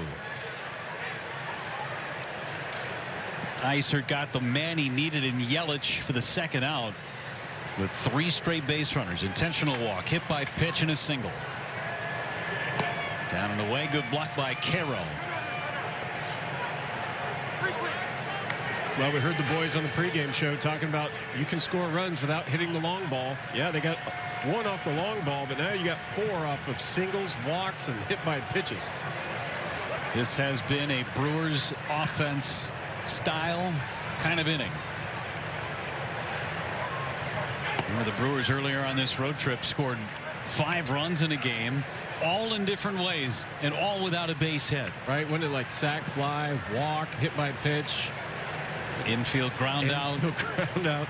Fielder's choice. There was an error. To me, that's just awareness. It's awareness of knowing the situation and trying the best to get a run across.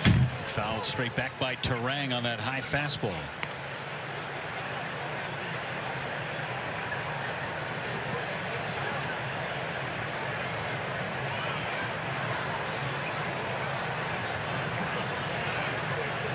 Two Isert.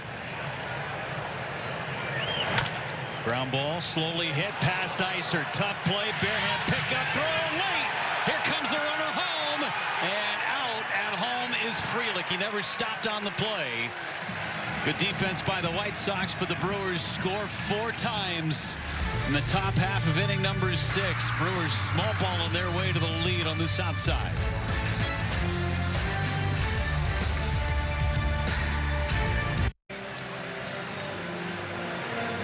We got a free cleanup crew at the ballpark today with Bark in the Park night. San Francisco, it's the Seagulls. Tonight, it's all the dogs in the ballpark. Freddie Peralta now pitching with a lead, 88 pitches. Giving up just the 2 runs, the back-to-back solo homers in the first inning. He's pitched around some trouble with some walks. We'll face the middle of the order, starting with Caro in the 6th. He's sitting on the bench for a long time that last half inning. First offering is a strike on the outside corner. Must have done him some good. That was painted down and away from Caro. Looks like we got Abner Uribe with the blue glove standing on the bump in the bullpen for the Brewers. Part of the blue glove crew at the back end of that bullpen. Abner and I having a laugh. I said, I can't tell you apart. You and Mears both have the blue glove. It's hard to see when y'all running out of the pen. Caro strikes out swinging, another high heater, 5th strikeout. Freddie Peralta one away in the 6th. Came out with 88 pitches for this inning. Last time it was 84 pitches when he started the 6th, but the difference, throwing it by guys. Getting outs on 3 pitches. Vaughn a base hit. Now a fly ball to right. Sal Frelick playing that slice of that fly ball to right. And another quick out on just 1 pitch. Brooks Baldwin now. You're looking for not just a shutdown inning, but how about a quick inning from Freddie Peralta? It'd be nice. He's had some big ones. 20 pitch, 17 pitch, a couple of 15 pitch. I think he just wants to end on a good note, especially after the game in San Francisco. Baldwin pops it up. Third base side. Who wants it? Long run for everybody. It'll be Collins coming in, making the catch in a 5-pitch, scoreless 6th inning for Freddie Peralta.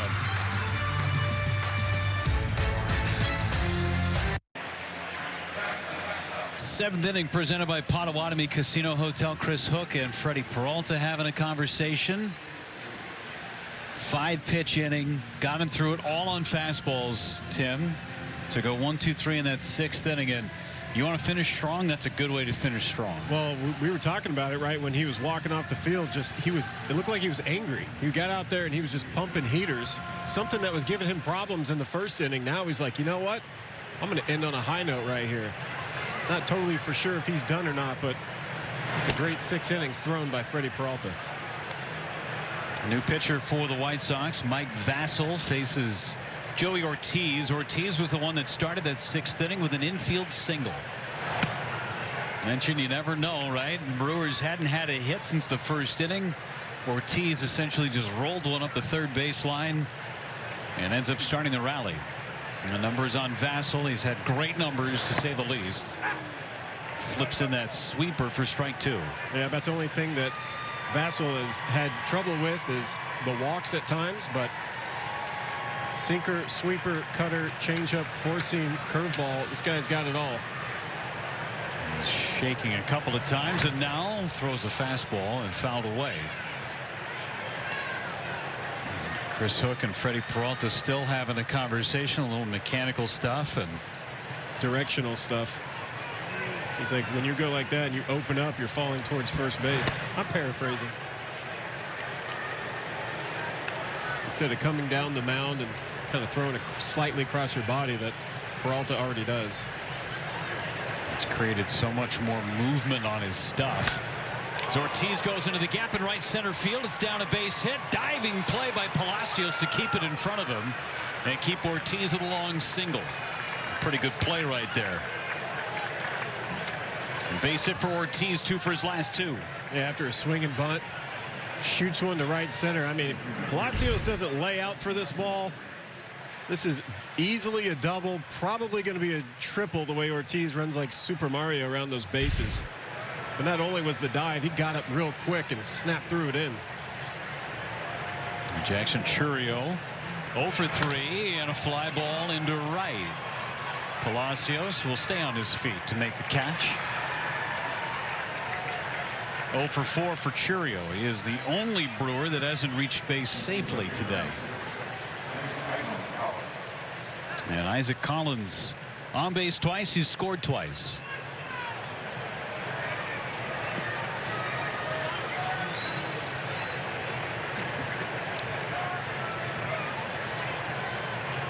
Squares the bunt and takes ball 1.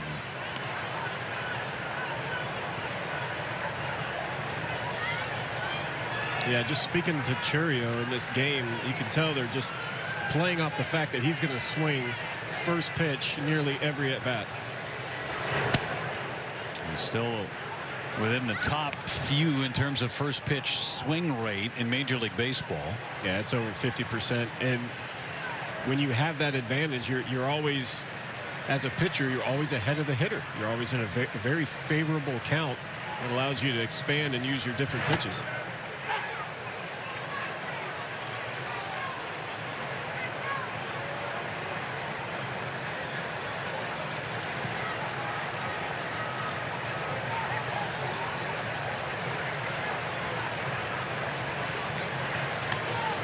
Back with the dive, Ortiz. He's already stolen a bag today. Brewers with 2 steals.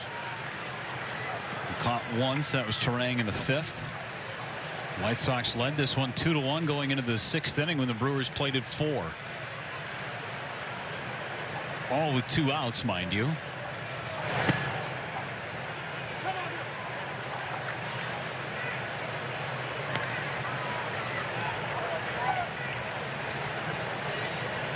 Collins has had some real quality at bats today.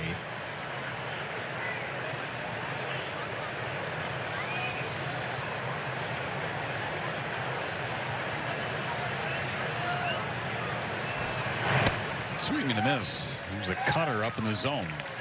Well, and also some heads-up base running, too, because he was the man on first when Contreras shot the ball to the right side. And for him to be able to look in and dodge the bullet of the baseball and then still make it to third base, a lot of awareness.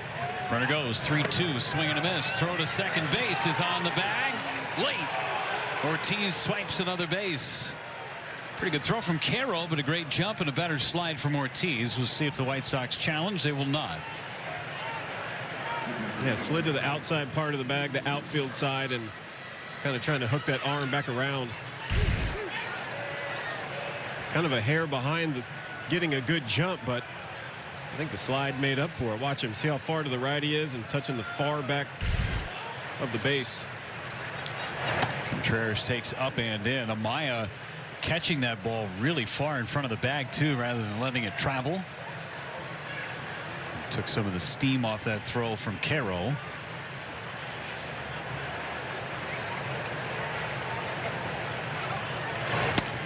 Two 2-0. Well, we take it for granted sometimes how hard it is to be able to run from your position to cover second base and not only catch a rocketed throw while you're moving, but then have the awareness to be able to come back and still tag a guy, because he may do a trick slide. He may slide feet first. There's all these different things that can go on. But it's an art to doing it, and when you see guys do it amazingly, it's a game changer. But there's been a couple of throws that maybe could have led to some caught stealings that weren't. 3-0 on Contreras. They're staying away from him after that first pitch rode up and in. And sweeper, cutter. And we'll see if Williams got a green light on 3-0.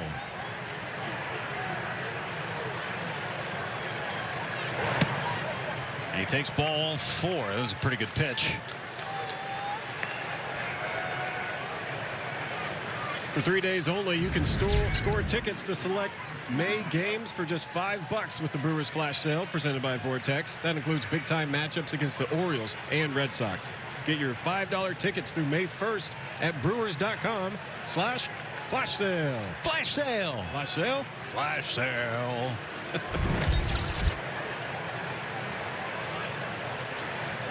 Christian Yelich, RBI chance. 2 on with 2 out. He struck out in this similar situation back in the 6th. That was with 1 away. And runners at second and third.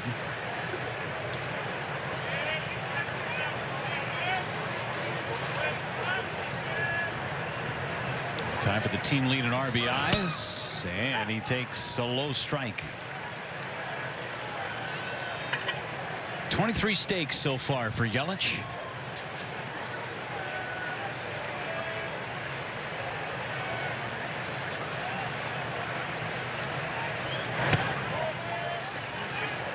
The up strike has not been available for Mike Malinsky, but the low strike has been. As long as he's consistent. 2-1 on Yelich. And that's too low. 3 balls and a strike.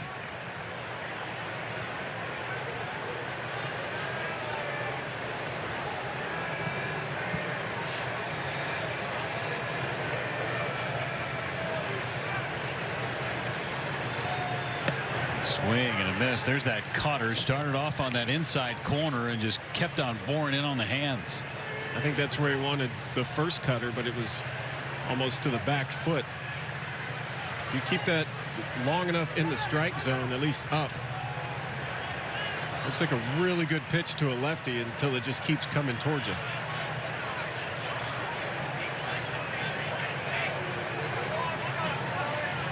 Ready to go on 3-2. Ortiz and Contreras will have a head start.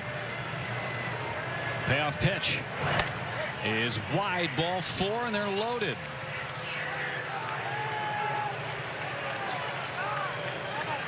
That's the 7th walk for Brewers hitters today.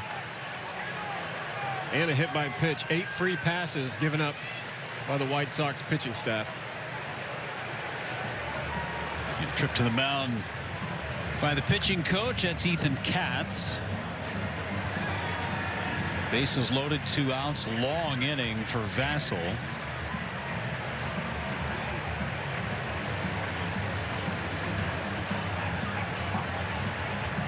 Rhys Hoskins coming up. Hoskins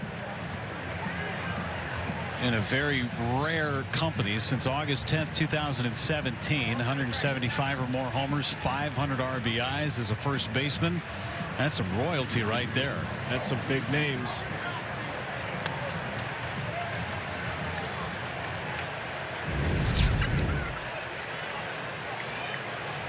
Hoskins, an opportunity to add to that RBI total. Swing and a miss. He was going after that first pitch cutter. Hoskins has walked twice, once intentionally and hit into a double play.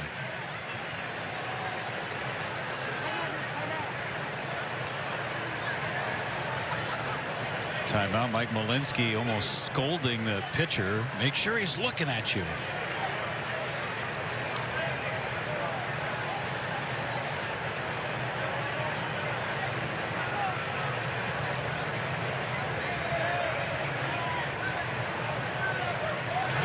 Swing and a miss. Back-to-back cutters, and it's 0-2. Remember last year Hoskins with 3 grand slams to lead the way. The Brewers had 10 as a team. He'd take a base hit anywhere right now. It's 0-2 with 2 outs. And he took it wide. 3 straight cutters, and he laid off that one.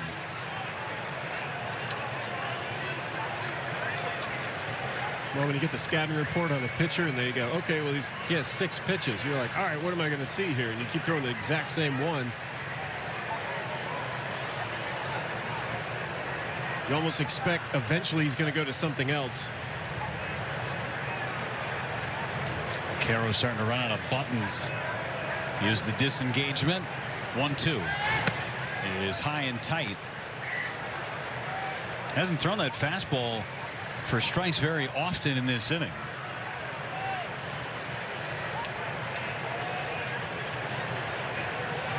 Two. Swing and a miss. Through the sweeper, Hoskins missed it, and the Brewers will leave the bases loaded. Put some pressure on the White Sox, but nothing doing. Time to stretch on the south side.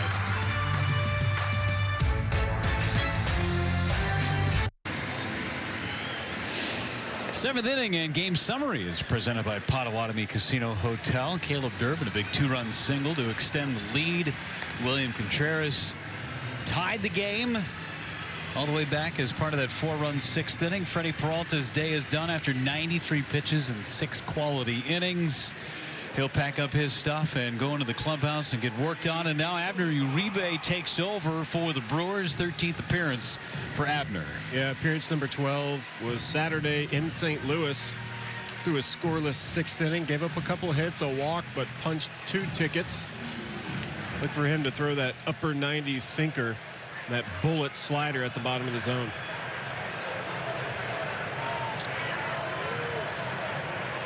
Faces Vargas and delivers strike 199 on the outside corner with some fuzz. And for Uribe, being instructed to move the rosin bag off of the top of the mound. I'm telling you, I love watching Mike Malinsky umpire because it is it's almost robotic, but it's animated. It's great. You can tell he is definitely engaged at everything going on in the ballgame. It's locked in. Fouled away.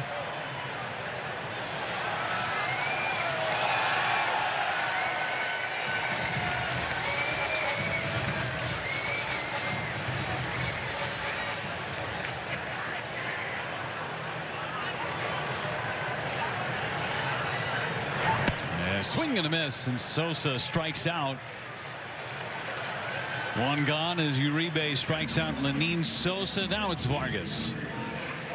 He's landing this slider for strikes. Look out, League. I mean, 3 pitches, first 2 are sinker, just by you, and then the slider. I mean, you just kind of have to react and swing. There's no load. You're already at the loading position. Sosa with a very good 2-strike approach, but swings through the slider. And Vargas now takes outside.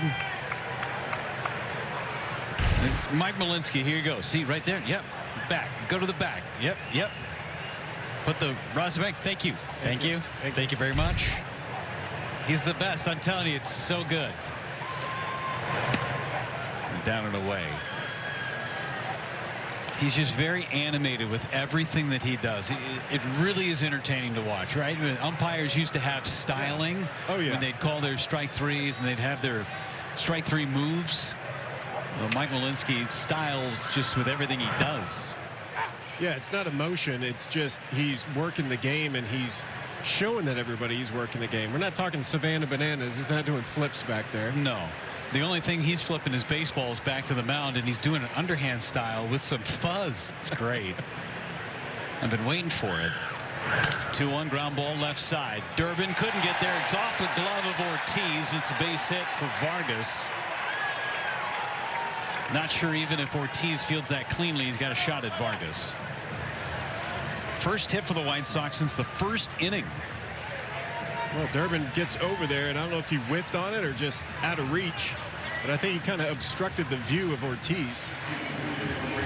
I think Ortiz was just kind of like, I'm going to slide on my knee, and maybe I can get it backhand, and it popped over him. I think the only shot they have is if Durbin somehow gets to that ball and cuts it off. But even if he dives and knocks it down, you got to think Vargas is going to run that ball out. Going to get a pinch hitter for Amaya as Gage Workman will come off the bench.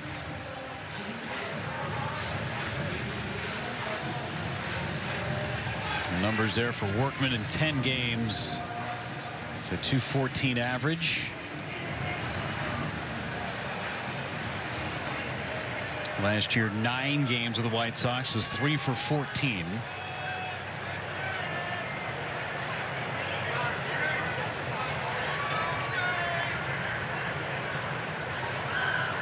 Swing and a miss. A big cut at that first pitch slider.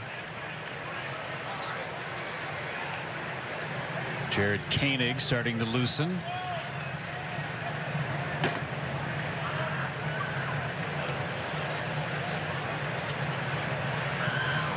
Swing and a miss again. Back-to-back sliders. Workman was in the Tigers system, was in Double-A Erie last year. Hit .280 with 18 homers and drove in 89. A very pitcher-friendly league.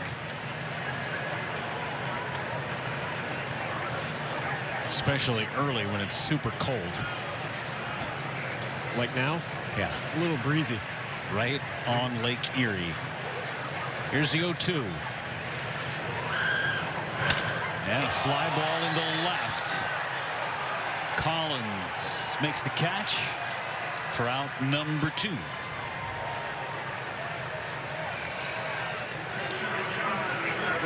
Josh Palacios now. 0 for 3 today. A couple of groundouts and a strikeout for Palacios. Uribe trying to put up a 0 in the 7th inning. The White Sox have had just one man to second base since the back-to-back homers in inning number 1.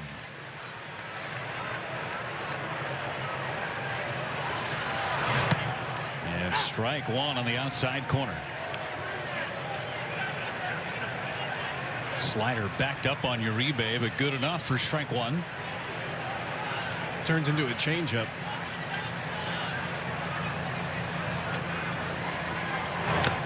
Threw it again and gets a swing and a foul held on to by Contreras. Timeout used by Palacios.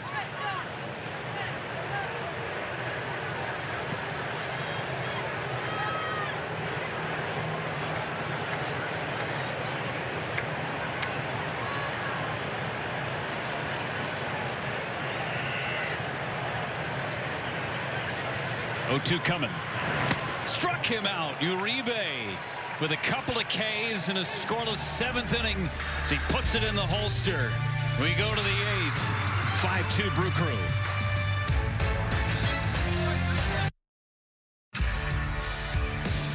Milwaukee Brewers baseball on FanDuel Sports Network is presented by Northwestern Mutual.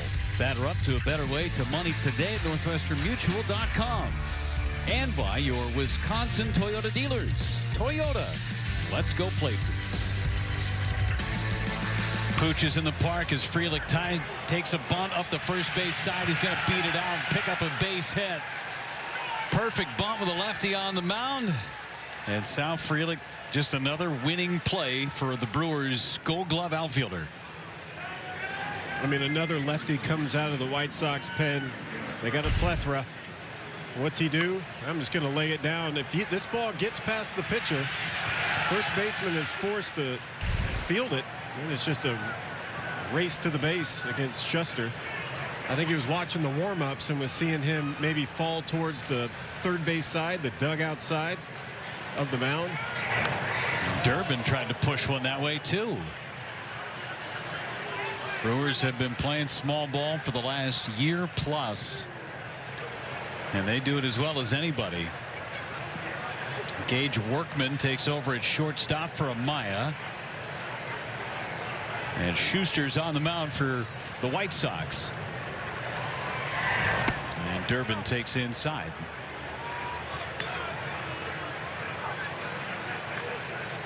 As the billboard copy was being played, I noticed two things with the dogs. Number one, finally somebody's starting to share their nachos with one of their pooches. Good on them, right? Snack time for them too. Yeah. And the other one was the pooch in the pouch. Not only a good carrier, but also on a chilly night, a blanket. Very smart. It's a pooch in a pouch. Ooh. Durbin got clipped. It's a hit by pitch. And Durbin is on again. That's the fourth time he's been hit by a pitch. What did I tell you? I was looking at this guy's numbers when he came up. He's been hit 43 times in the minor leagues. And there's two kinds of players. There's two kinds of players. One player that's like, I'll avoid this at all costs. And another guy that's like, I'll look like I'm going to avoid it, but I'm going to let it scrape me. It's about getting on base. That is part of his game. And here we see it again. Very convincingly. It got me in the foot. Did it? Okay, go ahead. Yeah, here's where it hit him. There's where he's going. Here's your ball. We should go back and look at that entire sequence of Mike Malinsky, because that was amazing from the umpire. I love that Durbin took the hit by pitch as Terang squares around the bunt. But this is what I'm talking about with Mike Malinsky. What? Yeah, that got you. Yeah, it did. Point you down to first base, and then the flip. That was it. You pointed it out to me early in the game, and I was just like, okay, whatever. But I'm a fan. I'm a fan. I get it. I love it. It's just so good. Just directing the traffic. Terang bunts it foul, and that one got Mike Malinsky.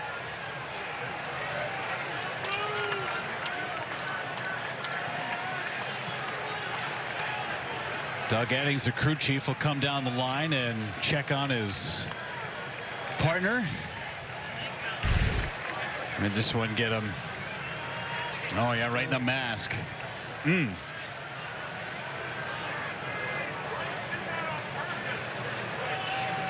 saw mouth work good. Those shots off the mask, I mean, they'll jar you for sure. Well, as an umpire, you're flat-footed and you're leaning forward. So when that intensity hits you at the top, I mean, it's easy to lose your footing. It's not like a catcher that's like squatting back there and you have like a little bit of power behind you to kind of take that impact. They are just standing there and they wear it like that. It's always scary when they go down.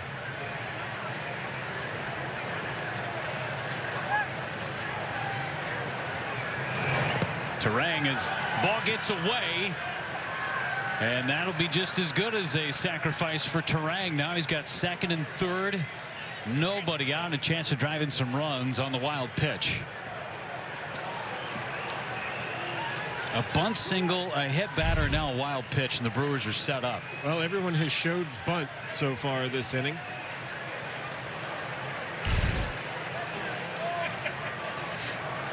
Out of the windup, and a broken back ground ball hit to third. It's off of Vargas. Everybody's safe. Nothing has left the infield in the inning, and the Brewers have the bases loaded for Ortiz.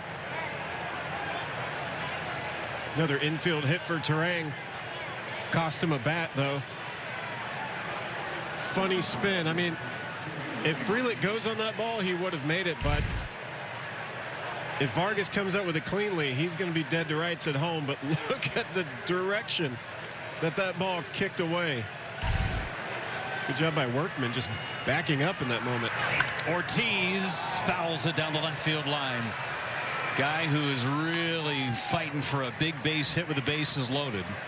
They officially ruled that last play an E5 on Vargas. Interesting. Tough play for Vargas with all that spin.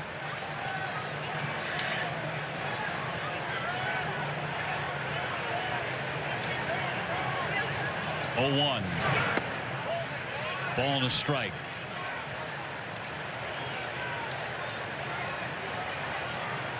I mean, I feel like you could rule it. He was setting his feet to at least check Frelick, or maybe throw home if Frelick goes. So there was a little intention on where he was going to go, and then not so much misplayed it as the ball played him.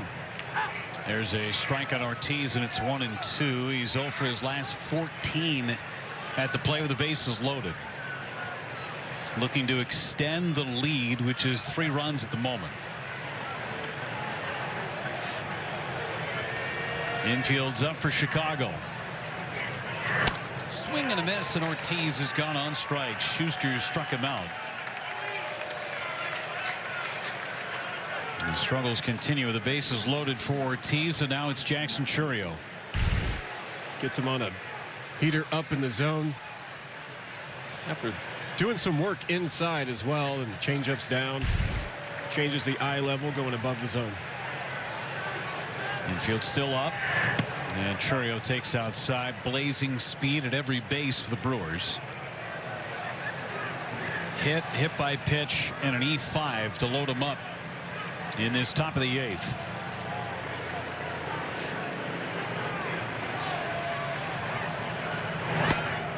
(2-0).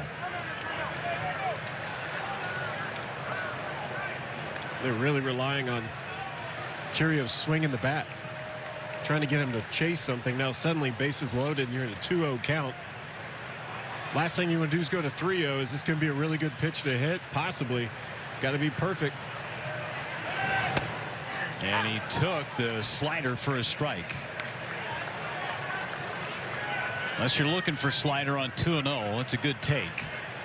That's a big pitch by Schuster to be able to locate your off-speed pitch in that moment. And it's fouled back. Finally got a heater. That one up and on the corner. This is a situation that Chourio has feasted on. Bases loaded over the course of his career.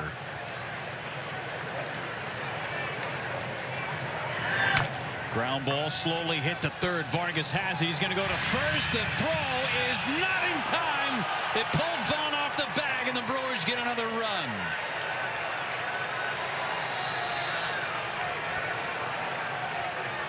Another infield hit, and the White Sox will challenge this play over at first base. There's 2 parts of this. Did he beat the play initially, or did he pull the foot off the bag? The Chicago White Sox are challenging a safe call at first base. Looked like the throw beat him initially, but was there space between his foot and the bag? Well, number one, Vargas had nowhere to go except for first. So it looks like the throw beat Chourio to the base, but now has Vaughn's foot on the base. Tough to tell from that angle, so we know the ball beat him there. That's number one. Number 2 is his foot on the bag, and if you're Will Venable, it costs you nothing for this challenge. Just try and get yourself an out and help out Schuster. Well, the safe call came with a direction with the arms going. He was off.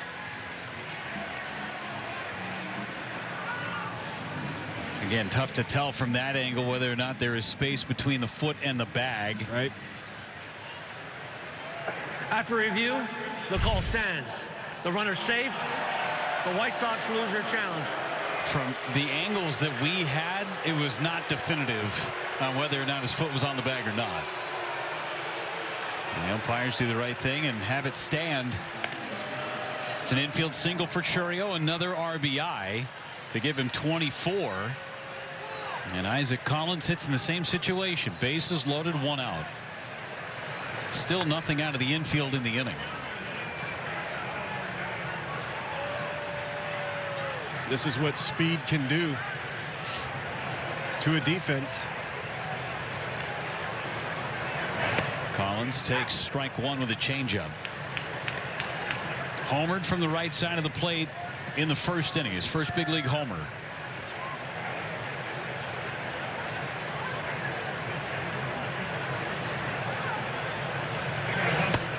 And he spit on that changeup. A ball and a strike. I'll just say it. I feel like collectively this lineup has got some really good takes on really good changeups in the game. From the first inning to now, that's been a storyline for me.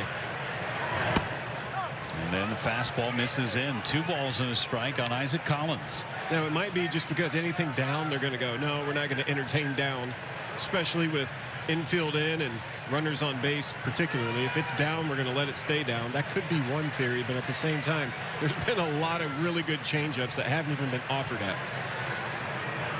Collins rips one foul just past Durbin.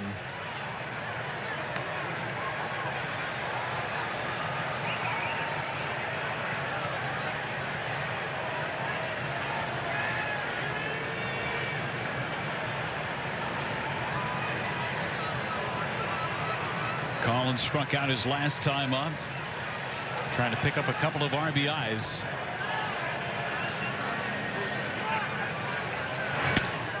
And he took that changeup. They checked the swing. He didn't go.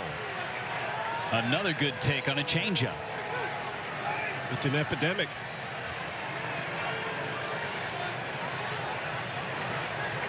And that's a bread and butter for a lefty.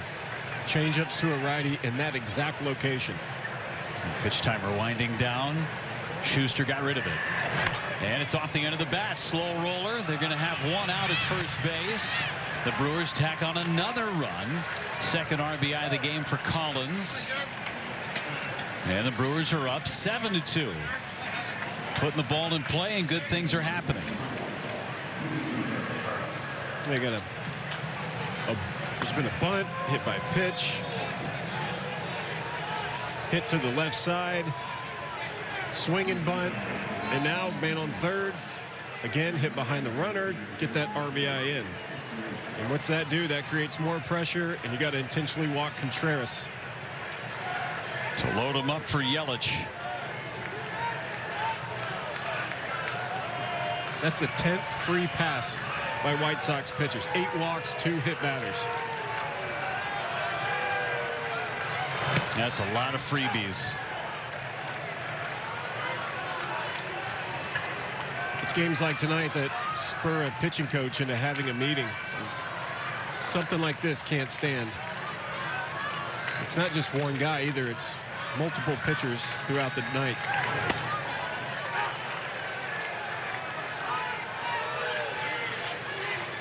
Yelich down to the count 0-2. He's walked twice, struck out twice.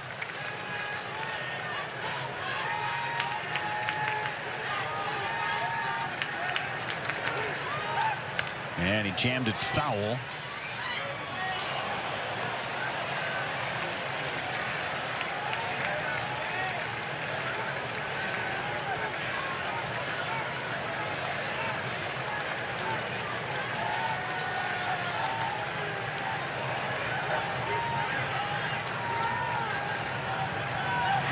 And a ground ball hit to short.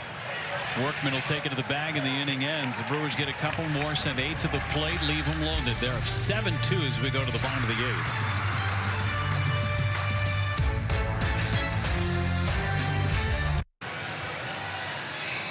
Tonight's Tavern of the Game winner is Southside Ice Yacht Club in Oshkosh. If the tavern calls the Milwaukee Brewers by 10 a.m. tomorrow, they will receive 40 tickets to a Friday night game in the Miller Lite Beer Pen. This offer is courtesy of the Tavern League of Wisconsin and Miller Lite. Did you see the ice that was on that one dog's neck, by the way? Sweet ice. Craig Yoho, our Gruber Law Offices, one call that's all called to the pen. Pitches in the bottom half of this 8th inning. Hey, last pitch Friday in St. Louis. And a fly ball to right. Going to hang up for Jackson Churio to make the catch, and Benintendi's fly ball. Who knows if this is for multiple innings or not, but last time was an inning and 2/3. Completely scoreless. A couple of hits and a strikeout for Yoho. Fastball, sweeper, slider, and of course that a changeup that we're going to talk about for sure. Luis Robert, the hitter. We'll check in with Sophia in just a moment. As you know, Craig Yoho in his first week in the big leagues, he's already in his third city on this road trip. Sophia, is he starting to settle in yet? Well, he is starting to settle in. It's been a cross-country tour for him. Remember, he was in Charlotte when he got the call that he was going to be joining the team in San Francisco to start this road trip. So that's where he made his major league debut and now his 4th appearance. But as Tim was just talking about, that Friday night appearance, his first multi-inning appearance, 31 pitches for him to go an inning and 2/3. He said that was a huge milestone for him. And he really built a lot of confidence from that appearance. He said, and what he's getting the feedback from the hitters in his first couple innings is just to put the ball in the zone. He said, I don't really need to do anything more than what I was doing in AAA with the Sounds. Just throw strikes, trusting myself, soft contact. Everything that he was doing in Nashville is what was working for him here. So he's getting a lot of good feedback just from the games, working with pitching coaches Chris Hook and Jim Henderson. He's picking up a lot about just the routine of in between days, in between appearances. So settling in nicely so far. Thanks, Sophia. There was more soft contact right there on the ground ball to third. 2 quick outs, and Edgar Carroll is the batter. Craig Yoho was the talk of spring training on the mound. And so many great appearances. He's still relatively new to this whole pitching thing. But I mean, his ascent to the big leagues was like a rocket ship.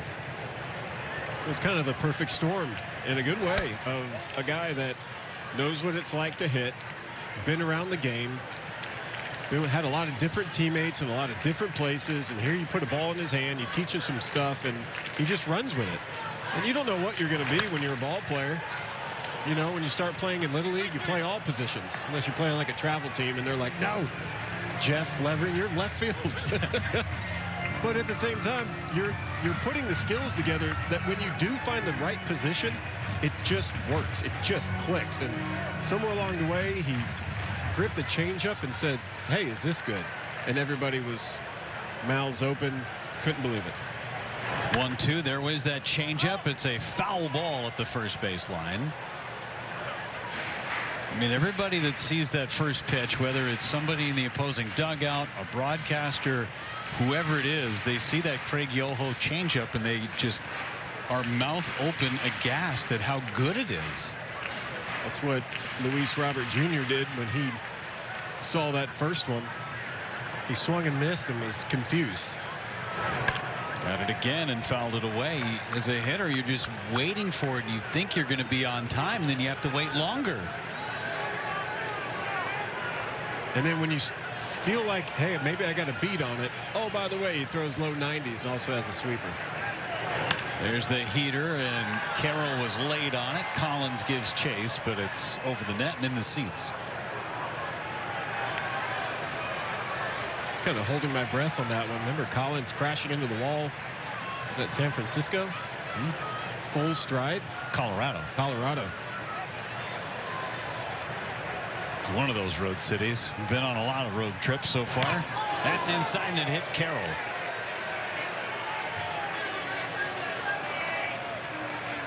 Got plunked on that elbow. 92-mile-an-hour fastball, so 2-out base runner for the White Sox. Yeah, just put the elbow guard in front of it and then act like it stung really bad. But it was a tough at bat. He was fouling off pitches, fouled off 4 pitches. I mean, good for him to try to go, you know what? I am defeated in this count right now. If I can get on this way, that's my way on. And here's Vaughn. Base hit, strikeout, fly out to right. And Vaughn took the sweeper low. Freddie Peralta was really good in this start. 6 innings, gave up just 2 runs, back-to-back solo homers in the first, and no hits after that. No hits after the first inning. The Brewers were patient, waited it out, scored 4 in the 6th, and 2 more in the 8th. to take this 7-2 lead. It's 2-0 on Vaughn. And he fouls it away down the right side. I know everybody's curious that's still tuned into this broadcast. There were 1,246 dogs in the ballpark tonight. That's the one with the ice. See, look at that necklace. Bling bling. Yeah, some good drool going too. Vaughn fouls it away. Sporting a Tito's vodka bandana as well. He must be giving those away. We've seen a couple of those. Oh, that's a good dog. Falling asleep now. Hanging in there. Swing and a miss, and Yoho gets a strikeout as he pulls the string on Vaughn. We go to the 9th inning. 7-2 Brew Crew.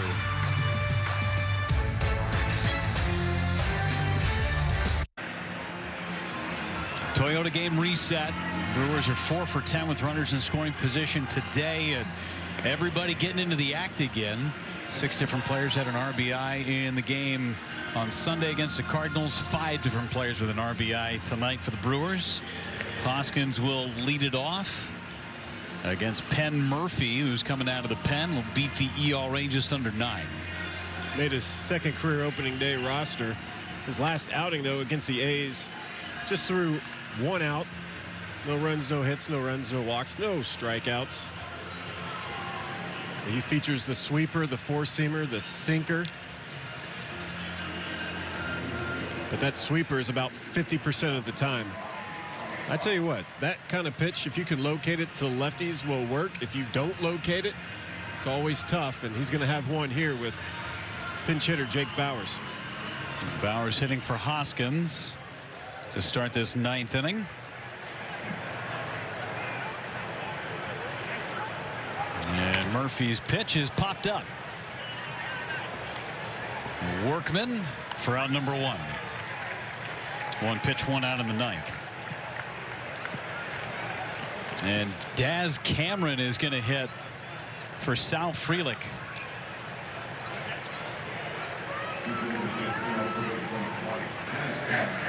It has been a night for Sal.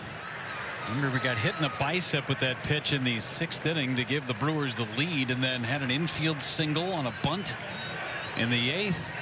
Diving all over the place. And just a bit wide.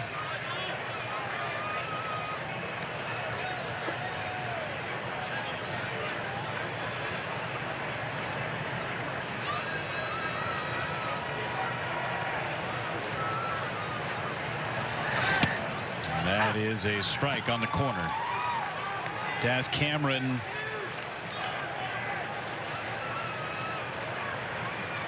oh for 2 in his first Brewers appearance on Saturday. Came in for Sal Frelick when Frelick was benched for the rest of the game for missing a cutoff throw. This is setting an example. Pat Murphy took Frelick and Durbin out of the ball game. Teachable moments for everybody. And talked about Daz becoming just the 3rd father-son duo to play in the Brewers franchise history. The Franconas, Dave and Derek May. Dave famously was part of the Hank Aaron trade. Getting Hank back to Milwaukee.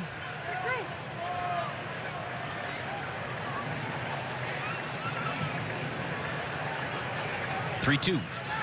Cameron hit it foul. Well, again, I feel like they got a good look at Daz Cameron in Oakland last year, and he put together just an amazing series on where he was hitting the ball. Saw some defensive gems, running the bases. But what I really liked is his power to the opposite field gap, that right center gap. Saw him hitting batting practice today, and there was about 4 in a row that he just peppered right in the gap on different pitches and different locations. It's just uncanny how much he looks like his dad. I took a double take in the locker room today. He's probably like, who is this bearded guy that keeps looking at me like we're best friends, like we know each other? Well, you probably did know him, but he was just 10 years old, so Yeah, he remember you, and you had mutton chops Yeah, then. that's true. I was clean shaven. That's on me. Good at bat. Draws a walk, and now it's Durbin on base twice, including a 2-run single in the 6th inning to break the game open. And he takes low, ball 1. New baseball put into play. Daz Cameron, his dad played for not only the Brewers, but he was a Mariner, he was a White Sox. I guess technically he's still a Mariner. See him at spring training every year. On the ground, foul, third base side.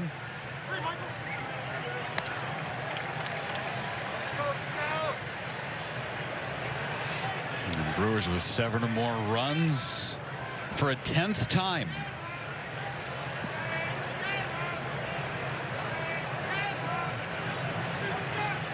It's a very balanced offense for the Brewers. They're not hitting a ton of home runs yet. It's going to come at some point. But as we discussed a lot last year, Tim, this is a style of offense that is, I'm not going to say slump proof, but they're not going to go into a ton of them because they can score in a number of different ways. It's going to be consistency. It relies on consistency of getting guys on, putting that pressure, scoring runs, rather than relying on, hey, I hope we hit a 3-run homer today. And the Brewers had some years where that's what they relied on, and it was do or die. I mean, just case in point, when the Brewers got their 2 runs in the 8th inning, they didn't hit a ball out of the infield. 2 runs, 2 hits, capitalized on an error, capitalized on a wild pitch. It was not a single ball to the outfield. Runner goes. It's inside. That's ball 4. And the Brewers have back-to-back walks with 1 out against Penn Murphy.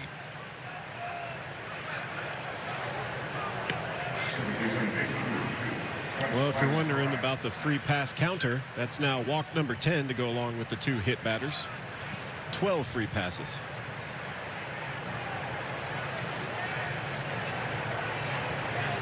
You're going to win a lot of games when you have 12 bonus base runners to go along with your hits. So you got 8 hits, 10 walks, 2 hit batters. They've reached on an error. That's 21 base runners by my count. A partridge in a pear tree. They got it all. But what's Murph's favorite saying? It's, meet the game halfway. You can only do what the game's going to give you to do. And some of the at-bats, it was 4 pitches and done, or a couple of intentional walks. But for the most part, these guys are grinding out at-bats.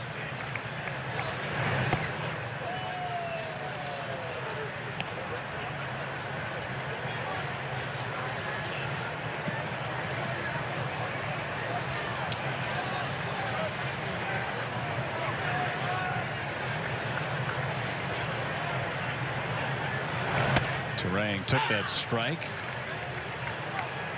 The Brewers, who trailed this game 2-1 going into the top of the 6th inning, have not had a lot of, quote, come from behind wins this year. This would be just their 2nd.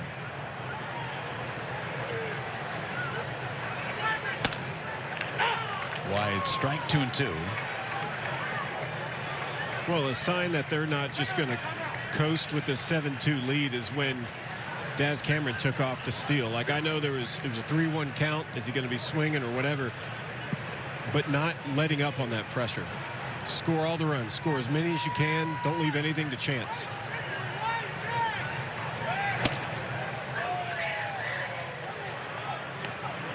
A full count on Bryce Terang. There's Yoel Payamps getting ready. Another of the blue glove crew out in the pen.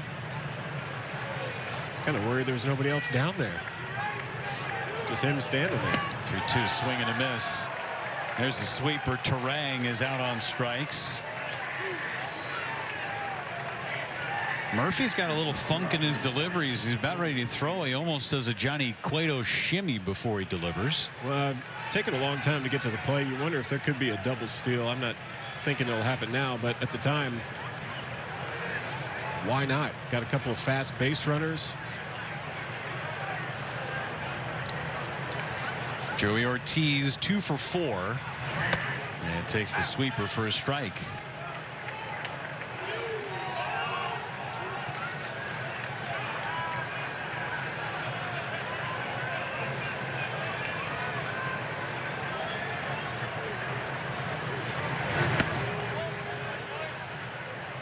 Ball and a strike.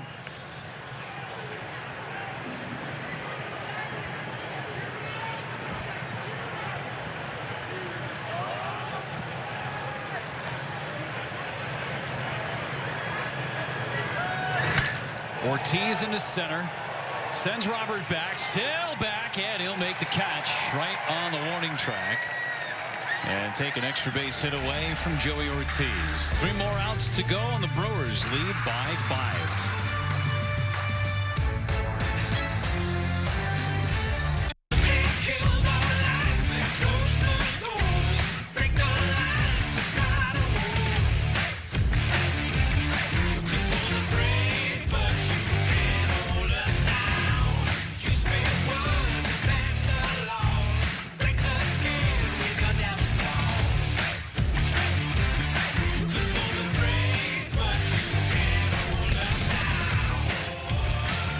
That might be my favorite re-tease of the year. All the pups. Why did that guy share the last bite of hot dog with his dog? Come on, man. Brooks Baldwin fouls it away. First pitch strike on Baldwin. Yoel Payamps comes on to try and get the last 3 outs for the Brewers. Last time out, Tim, he looked as good as he has all season. Yeah, it worked. A 7th and an 8th scoreless, couple innings. 2 strikeouts. He was efficient. His stuff works. The slider was nasty. And he was finally pitching what I think was just with a lot of confidence. You always hear about shoulders. Hey, make sure your shoulders are down so you can make a pitch. Felt like he was anxious early in the year. Those shoulders were high around the ears. He was pitching with a lot of freedom last time out, and it looked good. Baldwin pounds that one into the ground, foul. The thing that we talked about a lot in his last appearance too, Tim, was just the tempo. Yeah. He was getting it. He was going. His Daz Cameron is in the ball game. He's in right. Bowers took over at first base. 0-2 again to Baldwin. And that's hammered foul first base side.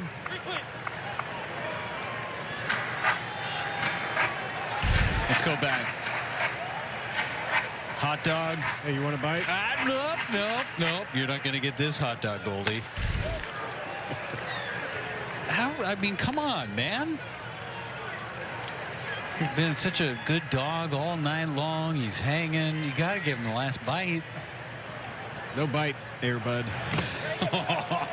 There's a swing and a miss. Contreras picks it up and flips to Bowers to complete the strikeout. I almost feel like you got to get the dog its own puppuccino or maybe his own hot dog. Come on, something for the dog, for the effort, you know. Who knows? That dog may have already had a hamburger and cotton candy. We don't know. You're right. I hope the dog didn't have any cotton candy. Dog's gonna be up all night.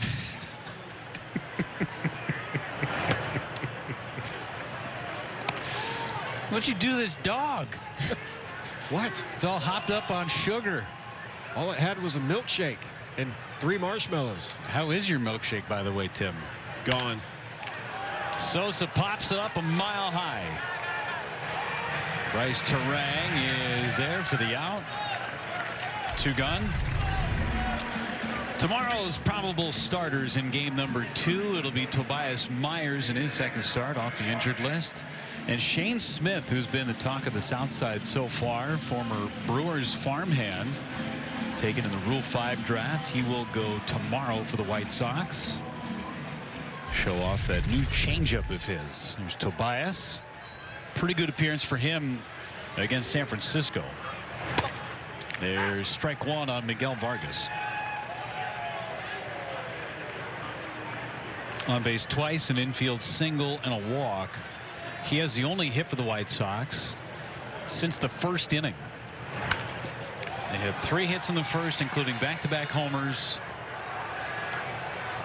Vargas has the only hit since, and there has not been a runner to second base for the White Sox all but once after the first inning. And that hit was 65 miles an hour, and it had eyes, and it bounced around Durbin and then bounced over Ortiz to get into left field. That's what it took. Brewers pitching. has been really good tonight. 0-2 on Miguel Vargas, and he hit it foul. Pooches and pitching tonight for the Brewers, right? And patience. And Peralta. In all the walks. Peralta.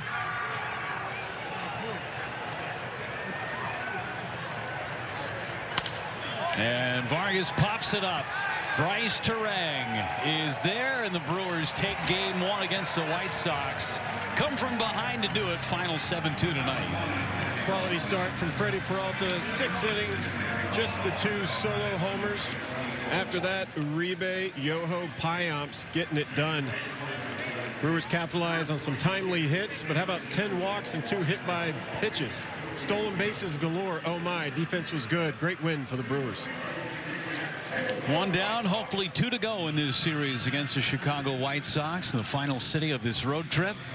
Payamps closed it out, and Freddie Peralta picks up yet another win, his 3rd on this season. We'll do it again for you tomorrow. For Tim Dillard, Sophia Minter, and our entire crew, and every dog in the ballpark, I'm Jeff Levering saying good night from Chicago. Stick around for Brewers Live. It's coming your way next.